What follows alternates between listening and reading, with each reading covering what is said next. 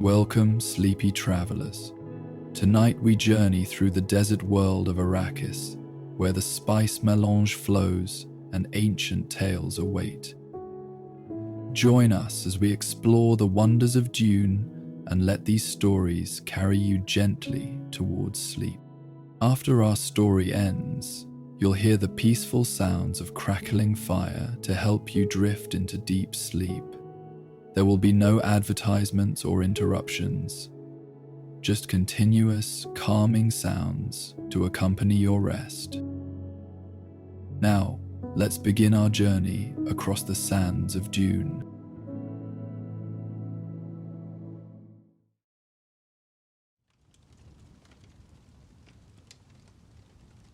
In the deepest hour of night, when the twin moons of Arrakis had slipped below the horizon and the stars ruled the sky in undisturbed brilliance, young Kalina stirred from her sleeping furs. The silence of the siege enveloped her like a familiar blanket, the soft breathing of her family, the distant drip of a water clock measuring precious seconds, the barely perceptible whisper of air through the rock passages carved by generations of her people. She reached for her stillsuit, fingers finding it by memory rather than sight. The ritual of dressing was one she had practiced since she could walk. Check the seals, ensure proper fit, test the catch pockets, secure the mask. Water discipline began before one's eyes even opened to the day. "You are awake," came a whisper. Not a question, but a recognition. Her grandmother, Sayedina Mitha, stood in the passage entrance, a shadow within shadow, recognizable only by her posture, straight as a crysknife despite her many seasons. "Yes, grandmother," Kalena responded, voice barely audible.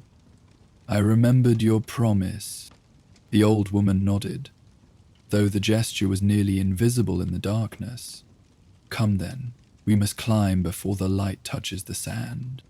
They moved through the sleeping sietch in perfect silence, their footfalls making no more sound than dust settling.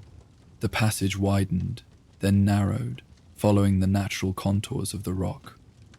Up they climbed, through hidden doors and concealed entrances, until they reached a small opening in the cliff face that overlooked the vast expanse of the desert. Here, the air carried a different quality. Not the recycled breath of the siege, but the night air of Arrakis itself, cool and desperately dry. Kalina felt it pull at her moisture, even through her mask and stillsuit. Instinctively, her hand moved to check her nose plugs. "Be still now," Grandmother Mitha instructed, settling onto a small ledge carved into the rock.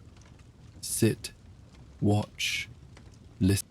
Kalina obeyed, positioning herself beside the elder woman. The darkness before them seemed infinite, the great desert basin stretching out to meet the star-filled sky in a horizon that disappeared in blackness. The dunes were mere suggestions of shape, their curves and ridges hinted at rather than seen. "What are we waiting for, grandmother?" Kalbina whispered, then immediately regretted breaking the silence. The old woman didn't answer immediately. When she did, her voice came as gentle as the night breeze. "We wait for what comes only to those who have learned patience. We wait for what cannot be commanded or controlled, only witnessed." Kalina nodded, though uncertainty filled her. The stories said her grandmother had walked the deepest desert, had called and ridden the great makers, had seen miracles in the sands that few had witnessed. If Mita said wait, then waiting was what they would do. Time passed differently in such stillness. Kalina found herself drifting, not towards sleep, but toward a different kind of awareness.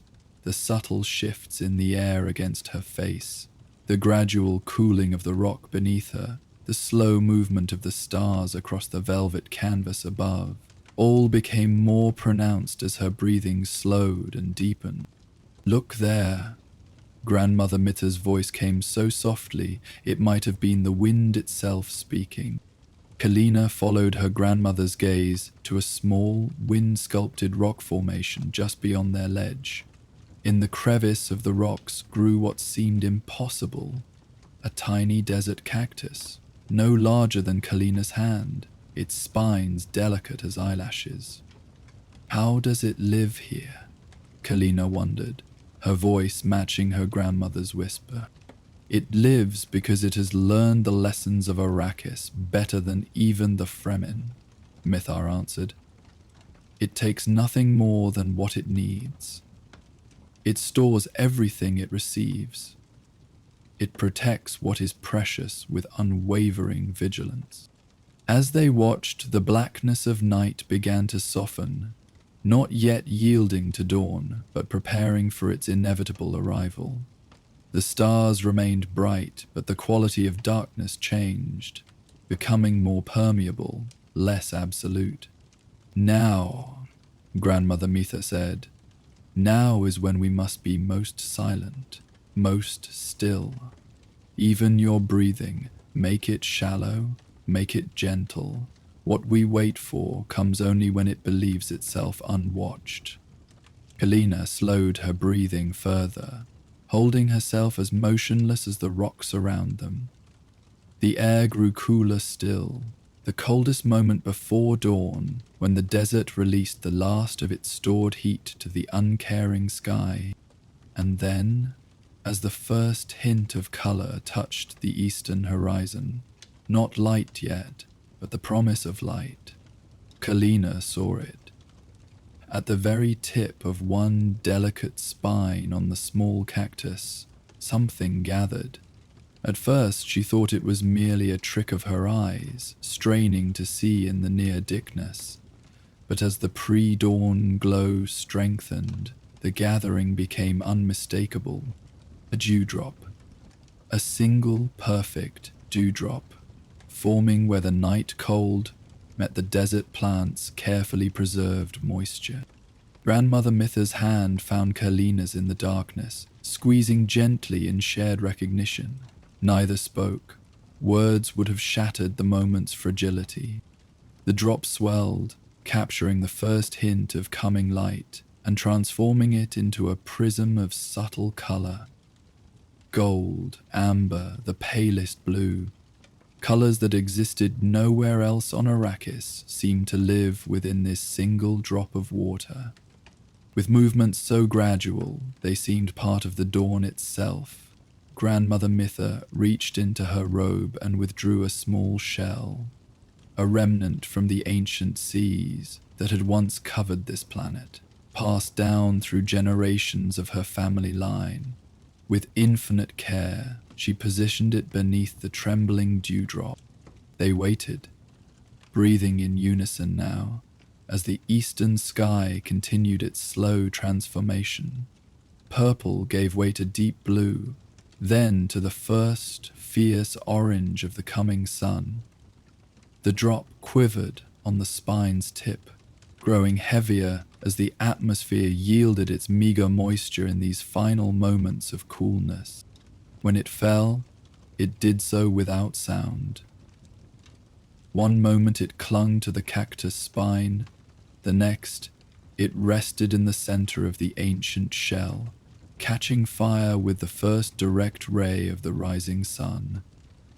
Blessed is the water of life, Grandmother Mitha whispered, the ritual words carrying all the weight of Fremen tradition. Blessed is the first drink of morning, Kalina completed the phrase, understanding dawning within her heart just as surely as day broke over the desert. With reverence, the old woman raised the shell to her lips and took the slightest taste, no more than would dampen the surface of her tongue, before passing it to Kalina. This is not for thirst, Grandmother Mitha explained. We drink not to sustain the body, but to remind the soul. What do you taste, child? Kalina accepted the shell with both hands, raising it as she had seen her grandmother do. The single drop spread across her tongue, bringing with it an intensity of sensation that seemed impossible from so small an amount of water. I taste, she searched for words. I taste the night, and the stars, and the silence. Her grandmother nodded, satisfaction evident in her eyes above her stillsuit mask. You taste truth. This water came not from our catch basins or our wind traps. It was not rationed or measured or counted by the naïb. It came as gift from the desert itself, appearing only because we had the patience to witness its arrival. They sat together as the sun climbed higher, the moment of perfect coolness already surrendering to the day's building heat. The desert transformed before them, ridges and dunes taking shape, color bleeding into the landscape, shadows defining what darkness had concealed. Why have you never shown me this before, grandmother? Kalina asked at last. The old woman turned to study her granddaughter's face. Because until now you would have seen only water. A curiosity, perhaps. A small miracle, yes. But you would not have understood what it truly shows us. And what does it show us? That Arrakis keeps her own counsel. That she gives and takes according to laws we are still learning, even after generations upon the sand. That patience reveals what haste conceals. Grandmother Mytha gestured to the vast expanse before them, now fully revealed in the morning light. The deep desert does not yield her secrets to those who demand them. She whispers them only to those who have learned to listen. Kalina contemplated this as the heat began to intensify. Already the tiny cactus was withdrawing into itself, its pores closing against the coming day, its moisture retreating to its protected core. Soon, it would appear completely dormant, indistinguishable from the rocks around it. Will we come again tomorrow? She asked. Her grandmother smiled behind her mask, the expression visible only in the crinkling around her eyes. No. This gift may not appear again for many days, or even many seasons. That is what makes it precious. If we could command it to appear, we would lose the wonder of its coming. They gathered their few belongings and prepared to return to the siege before the full heat of day made the exposed cliff face too dangerous. As they began their descent, Kalina paused for one last look at the tiny cactus, now seeming to disappear into the rocky backdrop as light flooded the landscape. How did you know it would be today, grandmother? How did you know to wake me? The old woman didn't turn back, her attention on the careful placement of her feet on the narrow path. I didn't know with certainty. I've come alone more times than I can count without witnessing what we saw today. But last night, when the second moon set, there was a particular quality to the air, a density, a promise. Those who love the desert learn to read her moods. Inside the siege, activity had begun in earnest. The main chamber bustled with morning tasks, water being distributed, still suits being checked, preparations being made for the day's necessary ventures to the outside world. Kalina followed her grandmother through the organized commotion, seeing it now with different eyes. Each person they passed, each family member and siege mate carried themselves with the efficient precision that all Fremen developed. No movement wasted, no resource squandered, no emotion displayed without purpose. They were like the tiny cactus, Kalina realized, adapted perfectly to their environment, revealing only what needed to be seen. What are you thinking, child? Her grandmother asked as they reached their family's quarters. I'm thinking that we are not so different from that cactus, Kalina replied. We also hide our true nature. We also preserve what is most precious within us.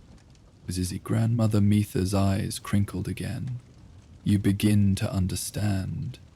The deepest wisdom of the Fremen is written not in our rituals or our sayings, but in the plants and creatures of Arrakis. We did not invent water discipline, we learned it from the desert itself. Throughout the day, as Kalina attended to her lessons and chores, her mind repeatedly returned to the dawn vigil. The single dewdrop seemed to have expanded in her memory, containing reflections far greater than its tiny surface could possibly have held. She found herself moving more deliberately, speaking more carefully, observing more attentively. That evening, as the sietch prepared for night and the main cavernous hall filled with Fremen gathering to share the day's news, Kalina sat beside her parents, listening to the discussions of water counts, spice harvests, and the movements of off-worlders in the distant urban centers. Politics and economics, danger and opportunity. The complex web of survival on Arrakis unfolded in the measured speech of the tribal council. Her father, a respected hunter of the deep desert, spoke of signs of a coming storm, changes in dune patterns, unusual behavior from the small desert creatures, electromagnetic disturbances in their equipment. Others added their observations, building a collective understanding of the threat. Plans were made, preparations assigned, precautions taken. Through it all, Kalina noticed her grandmother sitting quietly at the edge of the gathering, her fingers working deftly with a small loom, weaving fiber harvested from desert plants into a tight, water-resistant cloth. The old woman rarely spoke in these meetings unless directly addressed, yet Kalina sensed that many of the elders glanced her way when difficult questions arose, seeking her subtle nod or frown before proceeding. When the meeting concluded and families began dispersing to their private quarters, Kalina approached her grandmother, who continued her weaving by the light of a small glow globe. "You didn't speak about what we saw this morning," Kalina observed, keeping her voice low, and Mother Mita's fingers never paused in their rhythmic work. "Some experiences are not meant to be shared widely. Some knowledge belongs only to those who have earned it through their own patience and observation. Is it a secret, then? Not a secret, a mystery." The old woman set her weaving aside and gestured for Kalina to sit beside her. "Do you know the difference, child?" Kalina considered this. A secret is something hidden intentionally. A mystery is something revealed only to those who are ready to perceive it. Her grandmother's eyes showed approval. "The dewdrop has already begun to teach you. Good. Tell me, what else did you learn from our morning vigil?" Kalina thought back to the powerful simplicity of what they had witnessed, that sometimes the most precious things appear with no announcement, that beauty can exist even in the harshest places. That, she paused, reaching for something more profound that hovered just beyond her ability to articulate. "That water comes in many forms," her grandmother supplied gently. "Not always as rain or stream or pool as on other worlds. Sometimes as vapor in the night air, condensing for a brief moment before returning to invisibility. Sometimes as moisture stored deep within living things, hidden from sight but present nonetheless." The old woman leaned closer. "What is true of water is true of all valuable things, Kalina. Knowledge, wisdom, love, courage. They are not always visible, not always flowing freely for any passerby to collect. Often they must be patiently awaited, carefully gathered, reverently preserved." Kalina nodded, feeling the truth of these words settle within her. "Will you show me other mysteries, grandmother? When you are ready. And when the desert decides to reveal them." She picked up her weaving again, the shuttle moving smoothly through the strands. "For now, carry this morning's gift within you. Let it teach you in its own time, in its own way. That night, lying on her sleeping mats, Kalina closed her eyes and revisited the memory.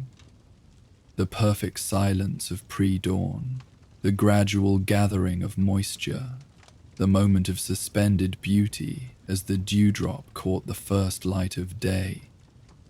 She felt herself expanding into the stillness that had enabled her to witness it, finding there a quality of attention she had never before experienced. In the days that followed, Kalina found herself noticing details that had previously escaped her awareness.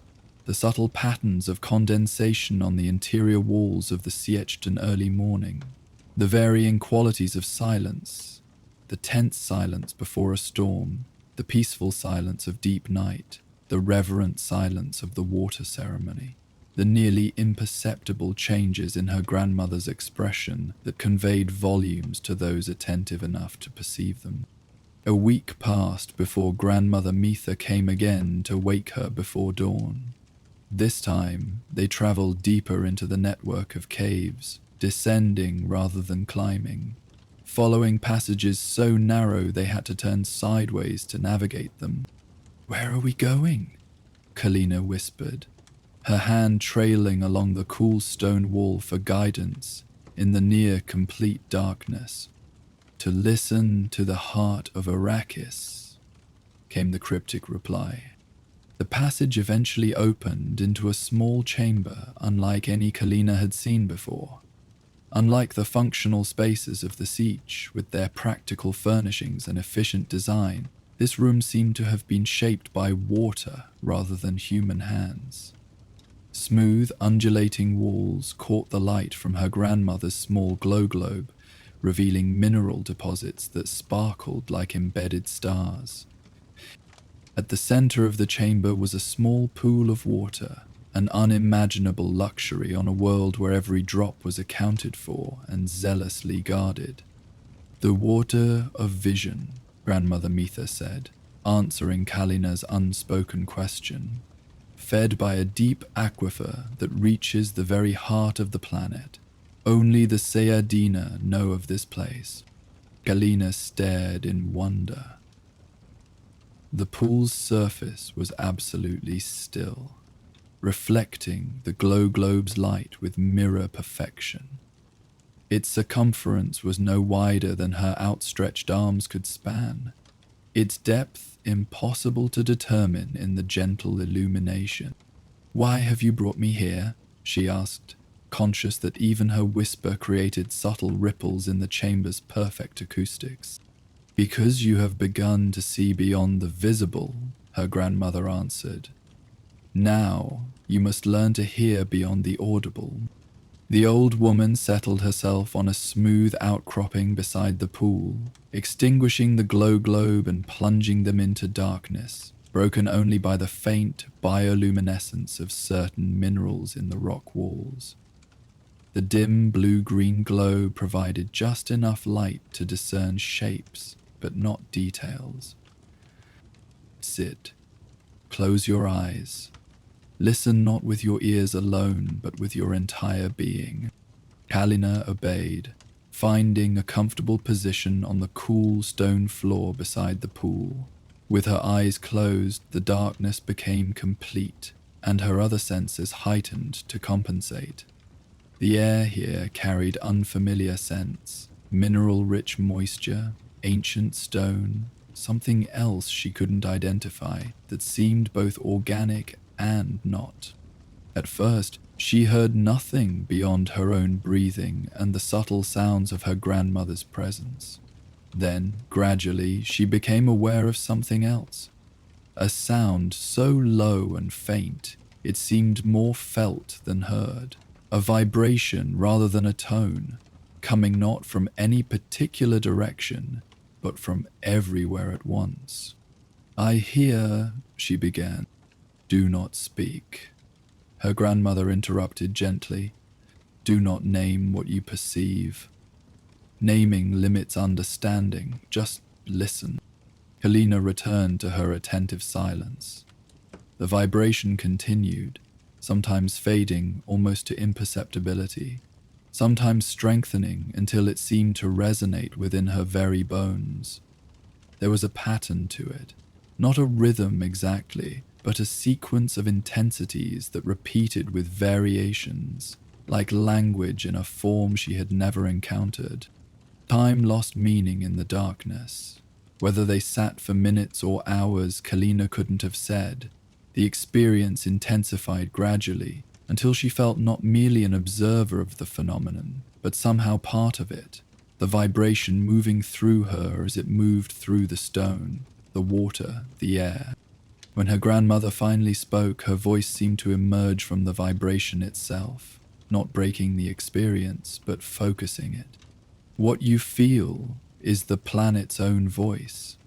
Not all can hear it, not all who hear it can understand it, but it speaks nonetheless, constantly, of ancient memories and future possibilities.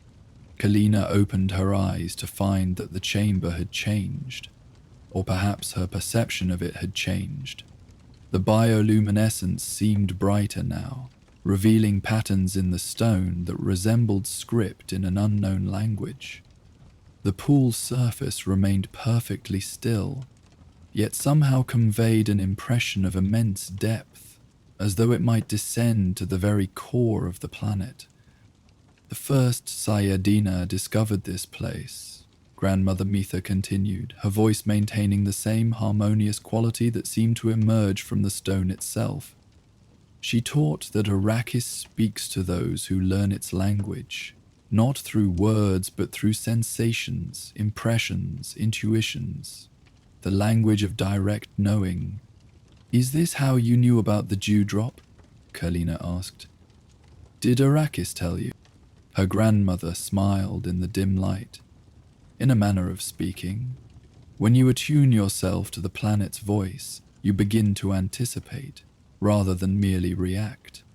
You feel the shifting patterns of moisture in the air, the subtle changes in pressure that precede the formation of dew. You become less a creature living on Arrakis, and more a part of Arrakis itself." She gestured to the pool. "Look into the water. Tell me what you see." Kalina leaned forward, peering into the still surface. At first she saw only darkness. Then, as her eyes adjusted further, she began to discern shapes, reflections of the luminescent minerals above, certainly, but also something more. Patterns forming and dissolving, like clouds seen from above, or currents in an ocean she had never seen but somehow recognized. "Movement," she said. "I see movement, though the water is still." "You see memory," her grandmother corrected. "The memory of water that once flowed freely across the surface of this world. The memory of oceans that once covered what are now deserts. The memory of life forms that once swam where we now walk." The old woman passed her hand just above the water's surface, not touching it, but influencing it nonetheless. The patterns shifted, responding to her proximity. "Water remembers, Kalina. It holds the history of worlds within its structure. When we drink, we take that memory into ourselves. When we conserve water, we preserve not just life, but knowledge." Kalina watched, transfixed, as the patterns continued to shift and evolve beneath the surface.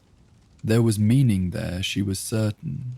Not symbolic representation, but direct communication from the substance itself. "This is why water discipline is our highest law," her grandmother continued. "Not merely because water is scarce, but because it is sacred. It connects us to everything that has been and everything that might yet be." They sat in silence again, watching the subtle dance of patterns across the pool's surface. The vibration Kalina had felt earlier continued, but she now recognized it as the voice of the planet speaking through the water, through the stone, through her own body's cellular memory. "You carry oceans within you, child. Grandmother Mitha said at last. As do we all. Our bodies are mostly water. Water that has cycled through countless forms since the beginning of time. The water in your blood may once have been part of an ancient sea on Earth, may have fallen as rain on forests long vanished, may have flowed through the bodies of creatures whose existence we can now only imagine.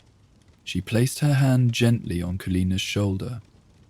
This is what it means to be Fremen, to understand that we are not separate from the water we so carefully preserve.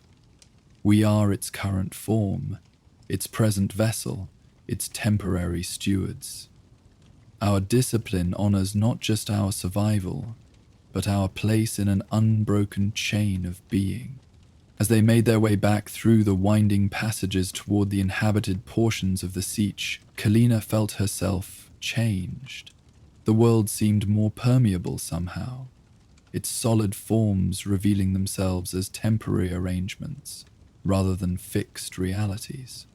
The rock walls around her, the sand beneath the Sietch, her own flesh, all were engaged in a constant dialogue of transformation, perceivable if one knew how to listen. The main cavern was already bustling with activity when they emerged. Breakfast preparations were underway, with the day's water ration being carefully measured and distributed. Children practiced their lessons under the watchful eyes of teachers. Warriors maintained their weapons with methodical precision. Amidst this familiar scene, Kalina now perceived undercurrents she had never before noticed, the subtle harmonies of movement as people navigated the shared space. The unspoken communications that passed between individuals through gesture and glance, the collective rhythm that unified their disparate activities into a coherent whole. You see differently now, her grandmother observed as they made their way toward their family's quarters. Everything seems more, Kalina hesitated, searching for the right word, connected. Because it is. The separations we perceive are illusions born of limited awareness. The dewdrop and the pool and the moisture in your breath, all are expressions of the same essence, temporarily taking different forms. Over the days and weeks that followed, Grandmother Mitha continued Kalina's instruction, revealing the hidden dimensions of Fremen life one careful lesson at a time. They visited the small hidden garden where rare plants were cultivated for medicinal purposes. They spent a night on an exposed dune, reading the star patterns that had guided Fremen navigation since before written records. They traced the subtle signs of water's ancient presence in rock formations far from the Sietch. With each experience, Kalina's perception expanded. The desert, once seemingly empty and hostile, revealed itself as intricate and communicative. The rituals of Fremen life, once followed through obedience and habit, now disclosed their deeper purposes. Even the feared sandworms became comprehensible within the ecological balance, not monsters, but magnificent expressions of Arrakis' adapting life force. One evening, as they sat on the high cliff where they had first witnessed the dewdrop, watching the sun set in spectacular rays of color across the desert horizon, Kalina asked the question that had been forming within her throughout these lessons. Grandmother, why have you chosen to teach me these things? There are others older than I, others who might seem more ready. The old woman considered this, her gaze fixed on the darkening landscape. The desert chooses its own vassals, Kalina. I merely recognized its choice. She turned to study her granddaughter's face, illuminated now only by the last fading light of day. When you saw the dewdrop, what did you feel? Kalina thought back to that morning that now seemed both recent and distant, a turning point around which her understanding of the world had begun to revolve. Wonder, she answered simply. Not surprise exactly, but recognition. as though I was seeing something I had always known but never before witnessed. Her grandmother nodded. That recognition is rare. Many see the dewdrop and think only of thirst, of practical use, of water discipline. Few see it and perceive the perfect balance it represents, the harmony of forces that allows it to exist, however briefly, in our harsh world. She gestured toward the vastness before them, now dissolving into night. Someday, Arrakis will change. The prophecies speak of a time when water will flow freely, when green growing things will cover the dunes, when our descendants will live without stillsuits, beneath an open sky. Gilia had heard these prophecies all her life, the promise of paradise that sustained Fremen through their harsh existence. But her grandmother spoke of them now with a different inflection, neither as fact nor fantasy, but as possibility within pattern. When that time comes, the old woman continued, much of what makes us Fremen will be lost. Our water discipline, our desert wisdom, our intimate knowledge of survival in scarcity, these may become artifacts of history rather than living traditions. A cool night breeze stirred the loose fabric of their robes, carrying the scent of spice from distant sands. But what must not be lost is the understanding you have begun to glimpse, that we are not separate from our environment but expressions of it, that reverence for water is reverence for life itself, that patience reveals what haste conceals. She took Kalina's hand, her fingers dry and strong despite her years.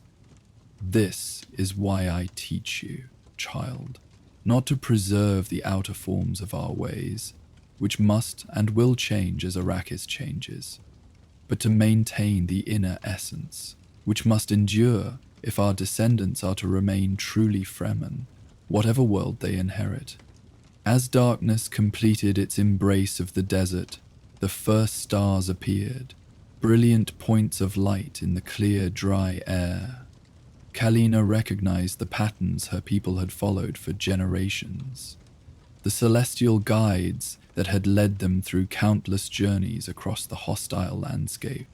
Yet now she saw them differently, not merely as practical tools for navigation, but as distant participants in the same great conversation of existence. Their light, traveling across unimaginable distances, connected with her awareness, just as surely as the dewdrop had, just as surely as the planet's vibration had. I understand, she said simply, and in the darkness, unseen but felt, her grandmother smiled. The summons came not as a call, but as a change in the Sietch's rhythm. Throughout the warren of interconnected caverns and chambers, conversations quieted, footsteps slowed, the industrious sounds of daily work, the sharpening of blades, the grinding of spice, the mending of stillsuits, gradually ceased, until silence flowed through the passages like water itself. Kalina felt the shift as she worked with the other young Fremen in the textile room, weaving fiber harvested from desert cotton into the dense material used for water catchment. Her fingers paused mid-weave as the quality of stillness deepened around her. "It is time," the textile mistress said simply, setting aside her own work and rising. "The month of dryness ends tonight." The other youths exchanged glances of solemn anticipation, but Kalina kept her gaze steady, remembering her grandmother's counsel that morning. Watch more than the cup today. Throughout the Sietch, families emerged from their quarters, moving with unhurried purpose toward the central chamber. No one spoke. The only sounds were the soft padding of feet on stone floors and the occasional rustle of robes. Children walked between their parents, their usual restlessness contained by the gravity of the occasion. Kalina found her family waiting at the entrance to their living section, her father's face solemn beneath his stillsuit hood, her mother's eyes conveying both pride and apprehension. Grandmother Metha stood slightly apart, her weathered hands folded within the sleeves of her ceremonial robe. "You sit with the youth circle tonight," her mother told her, adjusting the fall of Kalina's robe with meticulous attention. "Remember your water discipline." Kalina nodded, understanding the significance. This was her first water ceremony as a recognized youth of the tribe, no longer seated with the children, but not yet among the adults. The month of dryness, a time when the Sietch imposed additional water conservation to test the community's discipline, had been particularly challenging this year. Together, they moved through the labyrinthine passages, joining the steady flow of people making their way to the heart chamber.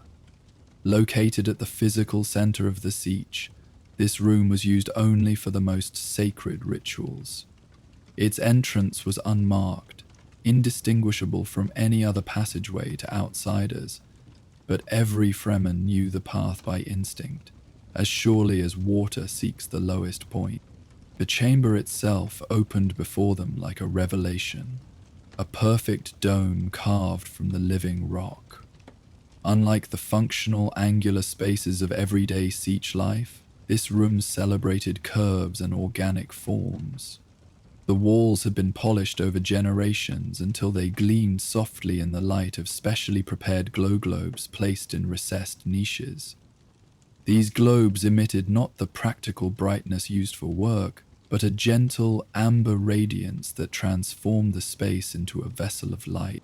At the precise center of the chamber stood a raised circular platform of dark stone, worn smooth by the passage of countless feet over centuries.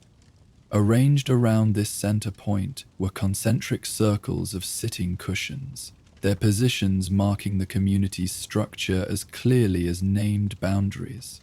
Nearest the center would sit the elders, then the full adults, then the youths in training, and finally, at the periphery, the children old enough to participate but not yet responsible for water discipline.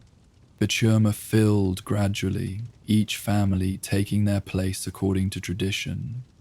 The rustle of clothing, the shifting of bodies, the occasional whispered instruction to a child, all these sounds rose and fell like the desert wind across sand, then settled into expectant stillness. Kalina took her place in the youth circle, between her cousin Jalib and her friend Mira. Neither acknowledged her with more than the slightest inclination of their heads. All attention was focused on the chamber's entrance, where the final participants would soon appear. When all others were seated, a deeper hush fell. Even the subtle sounds of breathing seemed to pause. Then came the soft tapping of a ceremonial staff against stone, once, twice, 3 times, announcing the arrival of Stilgar, the Sietch's naib or leader. He entered alone, his tall figure made more imposing by the formal black robe worn only on ritual occasions. His face, usually stern with the responsibilities of leadership, carried tonight an expression of almost transcendent focus. He moved to the central platform, but did not yet step upon it, waiting instead at its edge. The tapping came again, and Sayadina Hara entered, the spiritual leader of the Sietch. Unlike Stilgar's commanding presence, she moved with a quality of contained energy, as though carrying an invisible vessel filled to the brim. Her age was impossible to determine. Her face bore the weathered quality all Fremen developed, but her eyes held the luminous clarity of the very young. Behind her walked 4 elders, 2 men and 2 women, each carrying a vessel. The men bore water containers crafted from the translucent internal organs of small desert creatures, cured and preserved through ancient methods. The women carried censers from which rose the subtle aroma of spice, carefully modulated to enhance awareness without overwhelming the senses. The procession made its way to the central platform. The four elders took positions at the cardinal directions, while Hara joined Stilgar at the edge of the circle. "We gather in thirst," Stilgar announced, his voice pitched to carry to the furthest reaches of the chamber without seeming to rise above a conversational tone. "We part in water," the assembled Fremen responded in unison. Stilgar and Hara stepped onto the central platform. The Naib raised his hands, palms upward in the gesture of offering. "The month of dryness ends. The time of sharing begins. What has been withheld now flows between us. What has been conserved now connects us." From her position, Kalina could see her grandmother seated in the innermost circle of elders. Unlike the other ancients, whose attention remained fixed on the central platform, Mitha's gaze swept slowly around the chamber, observing not the ritual but the participants. When her eyes met Kalina's, they lingered for a moment, conveying a silent message. "Remember what you see here." Hara now moved to the center of the platform, her movements fluid as poured water.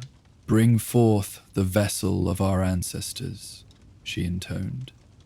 From the back of the chamber came a new procession. 3 of the oldest members of the Siege, their bodies bent with age, but moving with the dignity of those who have survived where many have fallen. Between them they carried a small chest of some dark, polished material that was neither wood nor stone, but seemed to possess qualities of both. The elders brought the chest to the platform's edge. With ritual precision they knelt, opened the chest and removed an object wrapped in layers of rare cloth. This they passed to Hara, who received it with a slight bow. The cloth was unwrapped with methodical care, each layer folded back to reveal more of the treasure within. Finally, Hara held up the Sietch's most sacred possession. A cup, small enough to fit in the palm of one hand, carved from a substance so deeply red it appeared almost black, except where the light caught its curves. "The cup of Almura," Stilgar announced, "carved by our ancestors from the heartwood of a tree that grew on water-rich Bela Tijus before our wandering began. It has passed lip to lip since the time before time. Through this vessel, we are one with all Fremen who have come before, and all who will follow." Kalina had seen the cup only twice before, at the ceremony marking her acceptance into water discipline at age 5, and again when her cousin had transitioned to adulthood the previous year. Even from a distance, she could appreciate its simple beauty. No ornamentation adorned its surface, only the natural grain of the ancient wood, enhanced by generations of hands holding it, lips touching it, water blessing it. Now began the central ritual. The 4 elders with the water vessels approached the center. With precise movements, they poured their contributions into a common bowl held by Stilgar. Each addition was acknowledged with a communal exhalation, the collective breath of the Siege marking the preciousness of each drop. When the bowl was filled, Stilgar held it high for all to see. The amber light from the glow globes caught the water's surface, sending ripples of gold across the chamber's ceiling. "Rameni, one," he said. "As the water joins, so are we joined." He lowered the bowl, and with a ceremonial ladle, Hara transferred a small measure of the communal water to the cup of Almura. She raised the cup, turning slowly so that all could witness the water within. "First to the eldest, who have preserved our ways through the harshest of times," Stilgar announced. The ceremony proceeded according to ancient pattern. Hara carried the cup to each member of the innermost circle, beginning with Mitha as the oldest present. Each elder received the cup in both hands, took the slightest sip, just enough to wet the lips, and passed it back to Hara, who would then move to the next recipient. From her position, Kalina could observe the faces of the elders as they participated in the ritual. Some closed their eyes in private communion with the moment. Others kept their gaze fixed upon the cup as if reading messages in its ancient surface. Her grandmother, when her turn came, looked not at the cup, but directly at Stilgar, some unspoken communication passing between them before she took her ritual sip. As the cup made its way through the circle of elders, the atmosphere in the chamber deepened. The silence was not an absence, but a presence, filling the space with collective anticipation and reverence. Each sip, though nearly imperceptible in volume, carried the weight of generation. When the last elder had drunk, Hara returned to the center to refill the cup from the communal bowl. Now to the protectors, who stand between our people and the harsh embrace of Arrakis, Stilgar announced.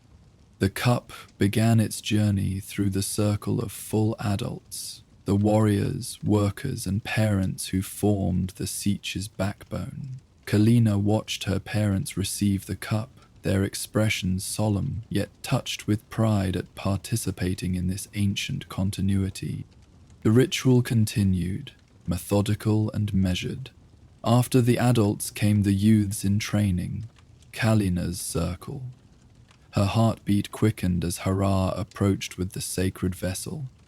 When her turn came, she received the cup exactly as she had been taught, both hands cupped around it, eyes lowered in respect, breathing controlled to avoid wasting moisture.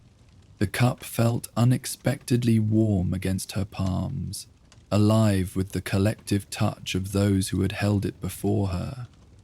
As she raised it to her lips, she caught the subtle aroma of its wood, something ancient and foreign to Arrakis, a scent that spoke of moisture-rich worlds where water flowed freely across the land. The single sip she was permitted seemed to expand within her awareness, carrying not just physical refreshment, but a sense of connection to something vast and enduring. This was water that had passed through the bodies of her ancestors, had been preserved and shared in an unbroken line, reaching back to worlds her people now knew only in stories. As she returned the cup to Hara's waiting hands, Kalina raised her eyes briefly to her grandmother. Mither gave the slightest of nods, acknowledgement of a threshold crossed, a tradition honored. The ceremony continued until even the youngest children had received their ritual sip. Throughout, Haraha handled the cup with practiced reverence, her movements so fluid they seemed part of a dance performed countless times, yet always with renewed significance. Finally, when all had participated, Hara returned to the center of the platform.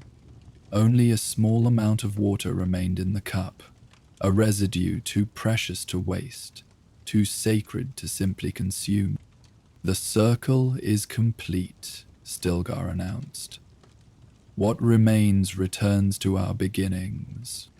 This was the ceremony's conclusion. The remaining drops would be returned to the Sietch's deepest reservoir, symbolically connecting this ritual to the next. Hara raised the cup one final time, turning to show it to all assembled, before she would pour its contents into a special vessel for transport to the water storage. As she completed her turn, something unexpected happened. A sound, so slight it might have been imagined had not hundreds of ears been attuned to perfect silence. A tiny, crystalline note, like the far-off ping of a tapping stick against stone. Hara's hands froze in mid-mouth motion. Her eyes widened slightly, the only visible reaction, but in the context of her usual composed demeanor, it registered as profound shock. Kalina felt rather than heard the collective intake of breath around the chamber. From her angle, she couldn't see what had caused the disturbance, but the sudden tension radiating from the central platform made it clear that something momentous had occurred. With careful, deliberate movements, Hera lowered the cup to examine it more closely. Stilgar stepped to her side, his expression guarded as he too looked down at the ancient vessel. "The cup of Almura speaks," Hera said, her voice steady despite the unprecedented nature of the moment. She raised the cup again, turning it slowly in the light. Now Kalina could see what had happened. A thin, hairline crack had appeared in the cup's side, running from just below the rim about halfway down its curve. So fine was the fracture that it would have been invisible under any circumstances other than this ritual examination, with hundreds of eyes focused on the vessel and hundreds of ears attuned to its slightest sound. A murmur began at the edges of the gathering. The youngest children, not yet fully trained in stillsuit discipline, reacting with whispers of confusion or concern. The sound was immediately hushed by parents, but the ripple of disquiet had already spread through the chamber. Stilgar raised his hand for silence, which fell instantly. "The vessel of our ancestors has served for generations uncounted," he said, his voice betraying no emotion. "It has witnessed our triumphs and our sorrows. It has passed from hand to hand through times of plenty and times of loss. Now it speaks to us in a new voice." He turned to the gathered elders. "The council will convene to hear this message. Until its meaning is determined, the water of sharing remains sacred but incomplete. Let all return to their duties with quietude and reflection." The dismissal was unexpected. Never in living memory had the water ceremony ended without the ritual return of the remaining drops to the reservoir. The assembled Fremen hesitated, uncertain how to respond to this deviation from tradition. It was Mithar who rose first, her movement releasing the collective tension. "We hear and obey, Naib," she said clearly. "The water remains sacred, though the vessel changes." Her words provided the necessary bridge between tradition and disruption. Other elders nodded in agreement, then began to rise. The concentric circles dissolved as families gathered their children and moved toward the chamber exits, their former silence now replaced with hushed conversations. Kalina remained seated, watching as Hera carefully rewrapped the cup in its protective cloths. The Sayadina's hands moved with the same ritual precision as before, but now they conveyed a subtle urgency, a recognition that what they cradled was both more precious and more vulnerable than it had been moments earlier. The elders did not disperse with the rest of the siege, but gathered instead at the central platform, their bodies forming a protective circle around Hera and the wounded cup. Their voices were too low for Kalina to hear, but their gestures conveyed concern, disagreement, uncertainty. "Kalina," her mother's voice broke through her observation. "We must return to our quarters." "But grandmother," Kalina began, looking for Mitha among the cluster of elders. "Your grandmother will join us when the council has finished," her father interjected, his tone brooking no argument. "This is a matter for the elders alone." Reluctantly, Kalina rose and followed her parents from the chamber. As they made their way through the passages, they passed other families similarly returning to their quarters. The usual post-ceremony mood of quiet celebration was absent, replaced by a subdued pensiveness. In their family section, her mother busied herself preparing the evening meal, while her father checked the moisture seals on their living quarters with more than his usual thoroughness, as though the cup's crack might somehow extend to the siege's physical integrity. Kalina sat at the common table, her thoughts returning repeatedly to the moment of disruption. The tiny sound, barely perceptible yet immediately recognized by all as significant, seemed to echo in her memory. "What happens now?" she finally asked, unable to contain her curiosity. "To the cup, I mean." Her parents exchanged glances, a wordless negotiation about how much to share with their daughter. "That is for the council to decide," her father said after a moment. "It is not the first time the cup has spoken." This was new information. Kalina leaned forward. "It has cracked before?" "Not in my lifetime," her mother said, setting a dish of spice-flavored protein on the table. "But the stories say the cup of Almora has been mended twice since our people came to Arrakis. How do you mend something so old, so precious?" Kalina wondered aloud. Her father's expression softened slightly. "There are methods preserved from the ancient times, ways of healing wood with resins and oils, binding what has separated without diminishing its essence. But some on the council may argue against mending," her mother added, her voice lowered though there was no one else to hear. "There is an old belief that when the cup speaks, it calls for renewal, for its return to the sands and the creation of a new vessel." Kalina considered this. But how could anything new replace something carried from other worlds, something that connects us to our beginning? Came a voice from the entryway, "is precisely the question before the council." Grandmother Mitha stood there, her ceremonial robe now replaced by her everyday siege dress, but her bearing still carrying the gravity of the interrupted ritual. "Grandmother," Kalina started to rise, but Mitha waved her back to her seat as she entered and joined them at the table.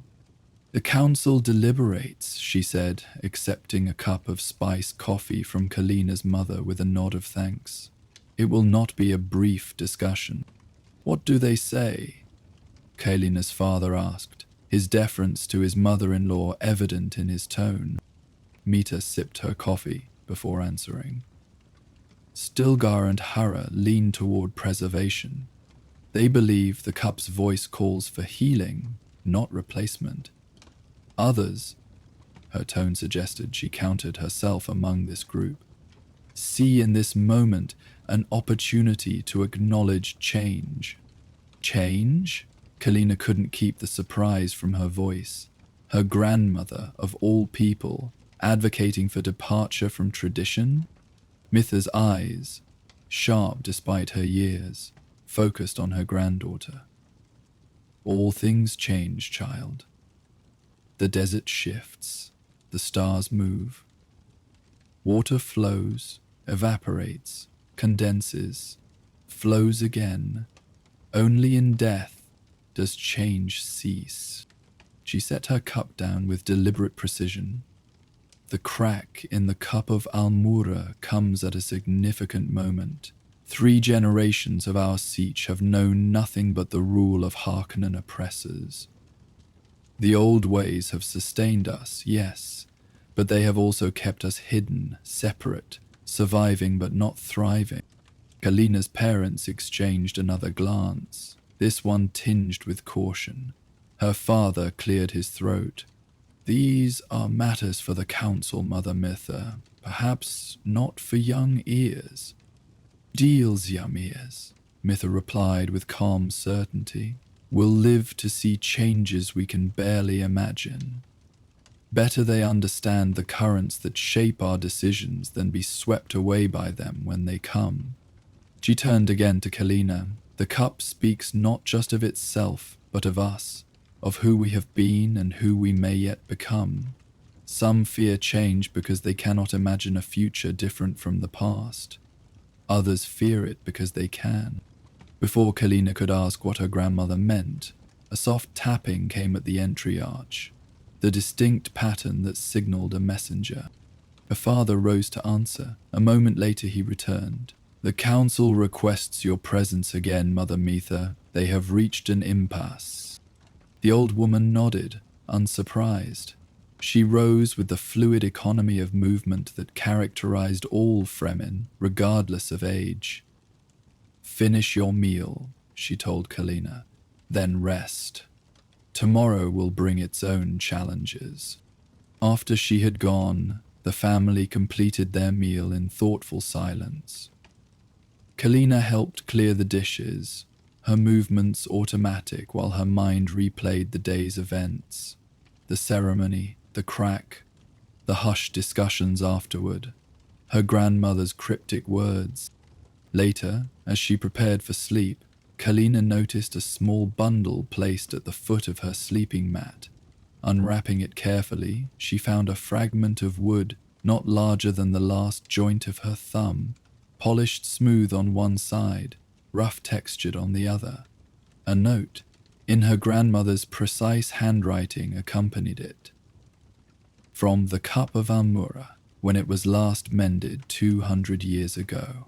The removed splinter preserved. Remember, what we release shapes us as surely as what we retain. Kalina held the fragment in her palm, marveling at its connection to the Sietch's most sacred object.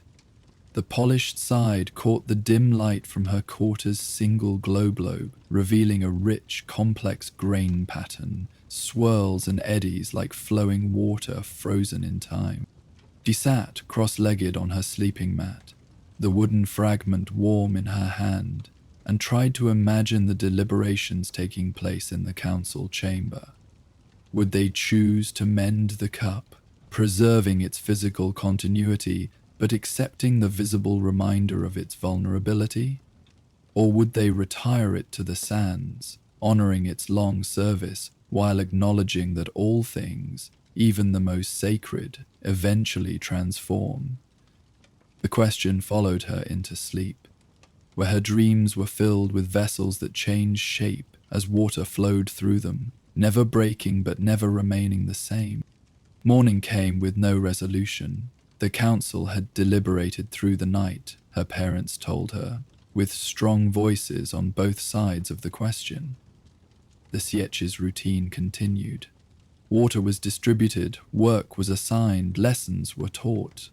But an undercurrent of expectancy ran through every interaction. Midday found Kalina in the textile room again, her fingers working threads into water-catching mesh, while her mind wandered to the council chamber. Her grandmother had not returned to their quarters, suggesting the deliberations continued.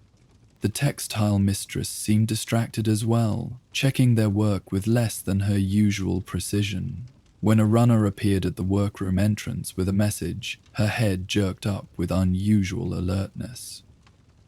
"Uploge mas usurps of your son are summoned to the heart chamber," the runner announced. "The council has decided." The workers set aside their materials with careful haste. No one spoke as they made their way through the passages, joining streams of Fremen from other workrooms, all flowing toward the central chamber. The gathering was less formal than the previous day's ceremony. Families stood together rather than separating into the ritual circles, though all maintained a respectful distance from the central platform. The glow globes burned with normal working brightness, rather than the ceremonial amber glow. Stilgar stood at the center, flanked by Hera and the council elders, including Grandmother Mitha. Their expressions were composed, revealing nothing of the decision they had reached, or the debates that had preceded it. When all had assembled, Stilgar raised his hands for silence, an unnecessary gesture as the chamber was already perfectly quiet. "The cup of Almura has served our Sietch since the days of our wandering," he began, his voice carrying effortlessly to every corner of the room. "It has been witness to our joys and sorrows, our triumphs and losses. Through it, we have maintained connection with our ancestors and with each other." He paused, his gaze sweeping the assembled faces. "Yesterday, during our most sacred ritual, the cup spoke to us in a new voice. a voice of change. Murmurs rippled through the crowd, quickly subsiding as Stilgar continued. The council has heard this voice. We have listened to the wisdom of our elders, the guidance of our Sayadina, and the beating heart of our Siege. We have considered what this change may mean for our future and for our past. From a cloth laid on the platform beside him, Stilgar lifted the cup of Almura, unwrapped from its ceremonial coverings. Even from a distance, Kalina could see the hairline crack in its side, visible now in the stronger light. The decision of the council is this: the cup of Almura will not be mended. A collective intake of breath swept the chamber. This was unexpected. Tradition would have dictated repair, preservation, continuation, nor will it be returned to the sands, Stilgar added, addressing the second traditional option. Instead, we chart a new course. He gestured, and another elder stepped forward, carrying a small, unadorned box. From this, Harrow removed a second cup, similar in size to the original, but clearly newly made, its surface pale and unmarked by the hands of generations. This vessel, Hara said, her voice as steady as flowing water, has been crafted from the heartwood of the first tree to grow in our Siege's hidden garden. A tree nourished by the water of our conservation, grown from a seed preserved since our days on Bela Teleo. She held the new cup alongside the ancient one, the contrast between them stark, one dark with age and handling, bearing the wisdom and weight of centuries, the other fresh, untested, full of potential. The cup of Almoror will be placed in our most sacred repository, Stilgar continued, not hidden away, but preserved as witness and reminder of our journey. This new vessel, which we name the Cup of Becoming, will receive the waters of our sharing from this day forward. He turned to Hara, who raised both cups so all could see them clearly. At the next water ceremony, both cups will be present. The last drops from Almura will be the first drops in our new vessel. Not an ending, but a continuation. Not a replacement, but an evolution. The silence that followed was different from any Kalina had experienced in the siege. Not the expectant hush of ritual, nor the careful quiet of water discipline, but a collective pause for breath before stepping on to a new path. It was Grandmother Mitha who broke the silence, her voice clear and strong despite her years.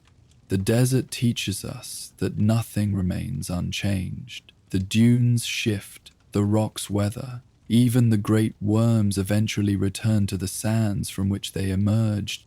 She moved to stand beside Stilgar and Hara, her diminutive figure somehow matching their presence through sheer force of conviction. But the lessons of the desert endure, the reverence for water, the strength of community, the wisdom of adaptation. These continue, though the forms through which we express them may change. She turned to face the assembled Fremen directly. The cup of Almura has served us well. Its voice, the crack that appeared during our ceremony, comes not as warning, but as permission. Permission to acknowledge that we stand at a threshold between what has been and what may yet be.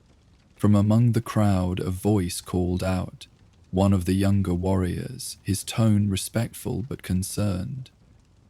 Does this mean we abandon our traditions? Our ways? No, Mitha answered without hesitation. It means we honor them by allowing them to live and breathe, to respond to the world as it is and as it is becoming. A tradition that cannot bend will eventually break. One that can bend will endure through transformations we cannot yet imagine. Stilgar nodded in agreement, The Fremen have survived because we are both immovable and adaptable. Immovable in our core beliefs, our water discipline, our community bonds, our respect for the harsh teachings of the desert. Adaptable in how we express and preserve those beliefs across time and circumstance. He gestured to the two cups. This is not a breaking of tradition, but its continuation in a form suited to the challenges we now face. The water remains sacred, the sharing remains central, the connection remains unbroken. Hera rewrapped the ancient cup in its protective cloths, her movements conveying profound respect. The new cup she placed on a small stand at the center of the platform, where it caught the light from above, empty yet, but ready to receive. Return to your duties now, Stilgar instructed. Reflect on what you have witnessed. Prepare yourselves for the next water ceremony, when we will honor both our past and our future in a single moment of transition. As the assembly dispersed, Kylina noticed that the conversation seemed lighter, the expressions less concerned than they had been since the cup's cracking. The decision, unexpected though it was, had provided resolution, a path forward that honored the past without being imprisoned by it. She waited near the chamber entrance, hoping to speak with her grandmother. When Mitha finally emerged from a final consultation with the other elders, her face showed the weariness of a long negotiation, but also a quiet satisfaction. "You were right," Kylina said as they walked together toward their family quarters. "About change." Mitha glanced at her granddaughter with approval. The council debated through the night. Some argued for mending, for maintaining the unbroken line of the cup's service. Others argued for returning it to the sands entirely, for allowing it an honorable end while creating something entirely new. "But you found a third path," Kylina observed. "A third path is often the most difficult to see, but the most balanced to walk," her grandmother replied. "We preserve the cup of Almirah as witness and inspiration. We create the cup of becoming as vessel and promise, neither replaced nor merely continued, but transformed, as all things must be if they are to remain true to their essence." They had reached the family quarters, but before entering, Mitha paused, placing a hand on Kylina's shoulder. "Did you understand my message?" "With the wood fragment?" Kylina nodded slowly.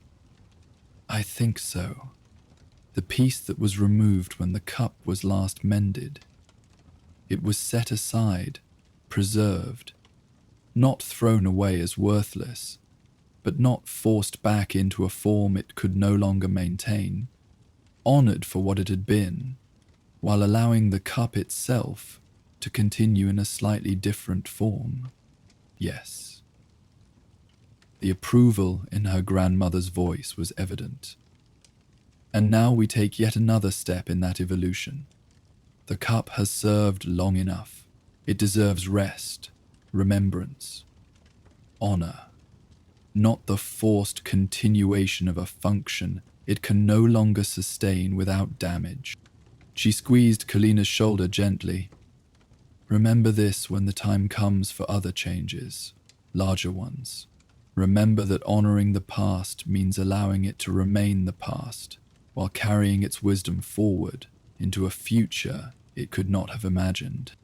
Inside their quarters, the family gathered for the evening meal, the conversation unusually animated as they discussed the council's unexpected decision. Kylina's father, initially skeptical, gradually warmed to the elegance of the solution.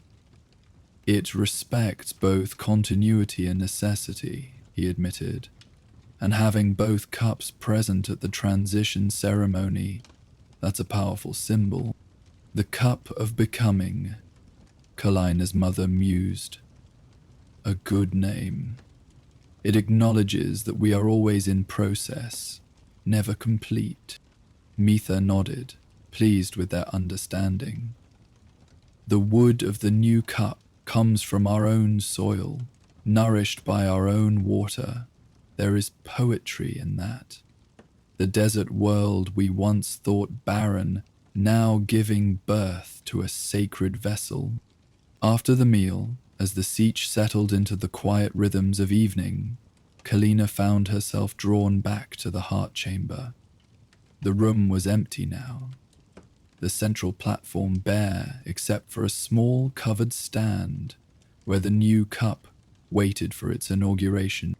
She approached slowly, respectfully, though no formal ritual was in progress. The empty chamber had its own presence, the accumulated weight of countless ceremonies, countless shared waters, countless witnessed transitions from individual to community and back again. Standing at the edge of the platform, Kalina thought about the two cups. One ancient and scarred by time, carried across space from worlds her people now knew only in stories.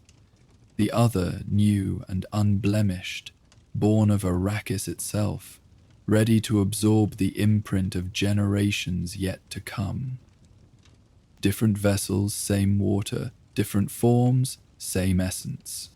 As she turned to leave, she noticed a small, freshly carved inscription at the platform's edge, words that had not been there during the water ceremony. The vessel changes, the water endures, thus shall we. Simple words, expressing a truth both obvious and profound. Kalina traced the letters with her fingertip, feeling the slight roughness of newly worked stone, contemplating the hands that had carved them and the eyes that would read them in years to come. In that moment, standing alone in the heart chamber with the echo of ancient rituals around her and the promise of new ones before her, Kalina felt herself balanced perfectly between past and future, connected to both, contained by neither, free to carry forward what was precious, while releasing what had served its purpose, like water itself, flowing without end through endlessly changing vessels. In the deepest recesses of Sietch Tabr, where the oldest passages twisted into the living rock, there existed chambers rarely visited by most Fremen. These were the first hollows carved by their ancestors, places where the initial settlements had taken root before expanding outward and upward into the more spacious caverns that now housed the main community. Among these ancient spaces was the first water chamber, home to the original condensation wall, constructed when the Sietch was nothing more than a desperate handful of wanderers seeking shelter from the merciless desert. Though newer, more efficient water collection systems had long since been developed throughout the expanding Sietch, tradition and reverence for water discipline kept this first wall maintained, its slow harvest added to the tribal counts with ceremonial respect. Safia had been keeper of the first water chamber for nearly 20 years. The position was not sought after. The ancient condensation system collected far less moisture than modern methods, and the deep, isolated chamber was considered uncomfortable by most. Cold seeped from the stone, amplified by the constant subtle dampness. The acoustics created unsettling echoes that many found disturbing. The solitude was nearly absolute. Yet Safia had requested the assignment specifically following the death of her husband in a spice harvester accident. Her petition to the Naib had surprised many, a woman still relatively young with skills valued in the textile works, choosing voluntary semi-isolation in the depths of the Sietch. But none had opposed her request. Grief expressed itself in many forms among the Fremen, and tending a water wall was considered honorable work, regardless of its efficiency. Each evening, after the Sietch had settled into its night rhythms, Safia would make her solitary journey down through the winding passages. She carried only a small hand lamp, though she knew the path well enough to walk it in complete darkness if necessary. The descent was considerable, over 300 stone steps carved into the rock, followed by a series of gently sloping passages that twisted deeper into the mountain's heart. The air changed as she descended, growing cooler, gaining a mineral quality absent in the upper chambers. The sounds of the living siege faded until only the soft pad of her own footsteps remained, and even those were eventually swallowed by the peculiar acoustics of the deep stone.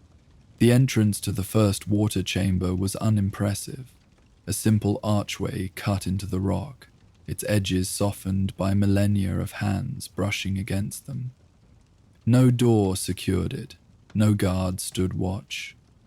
The water collected here was sacred by tradition, but minimal in volume. Its protection lay in respect rather than security. As Sophia passed beneath the arch this evening, as she had thousands of evenings before, she paused to touch her fingertips to her lips, then to the stone above her head. A gesture of reverence, acknowledging the threshold between the world of human commerce and the domain of water's slow work.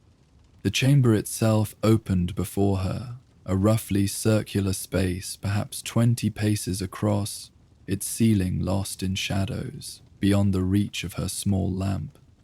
Unlike the precisely engineered spaces of the main siege, this room retained the organic irregularity of a natural cave, enhanced rather than conquered by human intervention. The condensation wall occupied the chamber's far side, a carefully prepared surface of specially treated stone that encouraged moisture in the air to gather and collect. Tiny rivulets, almost invisible except where they caught the light, tracked down its face to a narrow collection basin at its base. From there, the precious water was channeled into a measuring reservoir sealed with the Naib's own mark. Safia placed her lamp on a small shelf worn smooth by generations of waterkeepers before her. Its light cast long shadows across the chamber, creating an interplay of illumination and darkness that seemed to make the walls themselves shift and breathe. She settled onto her cushion, the only furniture in the chamber, and began her evening ritual. First, a careful inspection of the collection basin, ensuring no impurities had contaminated the day's harvest. Then, a meticulous check of the measuring reservoir, recording in her memory the exact level for tomorrow's report to the watermasters. Finally, a gentle cleaning of the condensation surface itself, removing any accumulated mineral deposits that might impede the water's flow. These practical duties completed, Sophia extinguished her lamp. Darkness enveloped the chamber. Not the absolute blackness one might expect, but a curious dimness penetrated by faint bioluminescence from certain minerals embedded in the rock. These gave just enough light to discern shapes once her eyes had adjusted, casting the chamber in a ghostly blue-green glow that seemed to emanate from the stone itself. Now came the true purpose of her vigil, the reason she had sought this isolated assignment so long ago. She settled back on her cushion, closed her eyes, and began to listen. At first, there was only silence, the profound quiet of deep stone undisturbed by the movements of living beings. But gradually, as her hearing attuned itself, other sounds emerged. The subtle shifting of the mountain around her, minute adjustments as temperature differentials caused imperceptible expansions and contractions in the rock, the distant, nearly subliminal flow of air through hidden passages, maintaining the siege's ventilation through natural principles understood by the earliest Fremen engineers. And then, what she had come for, the voice of the water wall. It began as it always did, a single drop falling from a particular point near the wall's center, striking the collection basin with a crystalline note that hung in the chamber's perfect acoustics, before fading into silence. Then another drop, from a different location with a slightly different pitch. Then another, and another, gradually building a pattern of sound, not random but not quite rhythmic either, a complex, ever-shifting arrangement of liquid notes played upon stone. Safiya had first noticed the pattern 3 days after assuming her duties as waterkeeper. In her grief, sleep had been elusive, and she had taken to spending entire nights in the chamber rather than just the required evening inspection. During one such extended vigil, as exhaustion and sorrow had lowered her normal barriers of perception, she had begun to truly hear the wall's voice. What others perceived as random drips, when they bothered to perceive it at all, had revealed itself to her attuned senses as something far more intricate. The condensation followed paths determined by minute variations in the stone's composition, temperature gradients across its surface, and air movements too subtle for conscious detection. These combined to create sequences that repeated with variations like an endless musical composition performed by the most patient of musicians.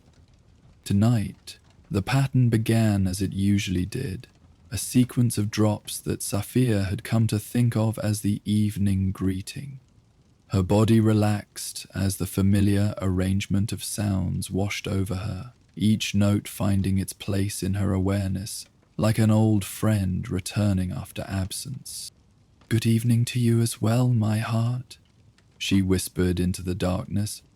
In the 16 years since discovering the wall's voice, Safiya had never spoken of it to another soul, not to the water masters who received her precise measurements each morning, not to the rare visitors who sometimes accompanied new Naib on ceremonial inspections of the ancient chamber, not even to her own daughter, who now had children of her own in the upper Sietch.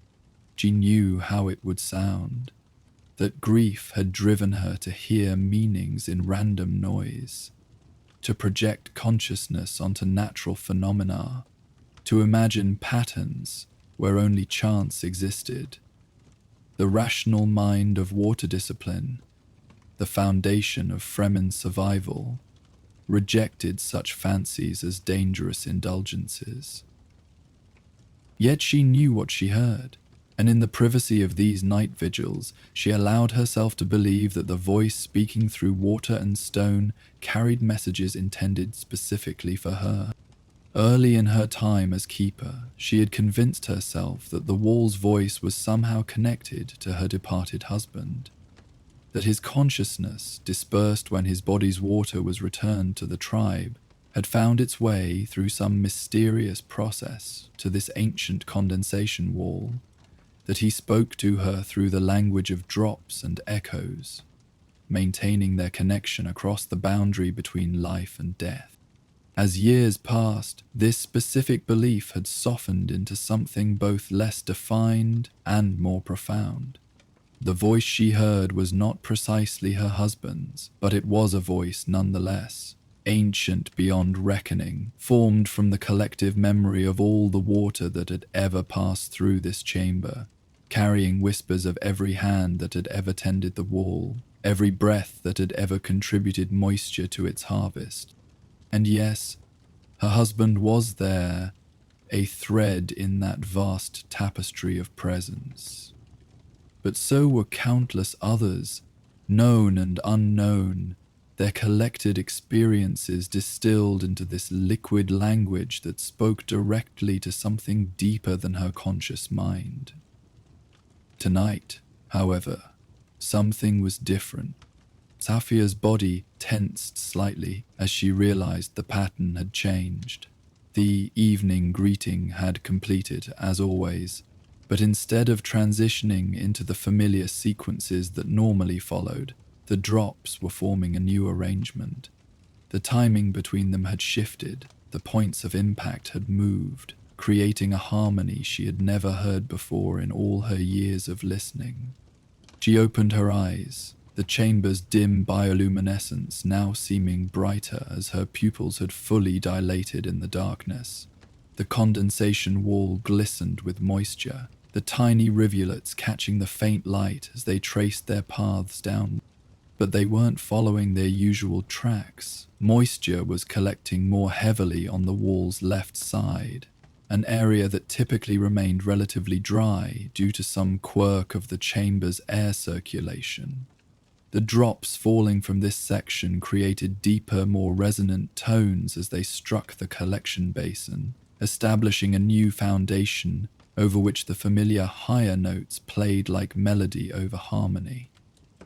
Saphir rose from her cushion and approached the wall, moving slowly, reverently, unwilling to disturb the performance with hasty movements. She stopped an arm's length away, close enough to feel the subtle coolness radiating from the moisture-laden stone, but not so near as to affect the delicate conditions creating the phenomenon.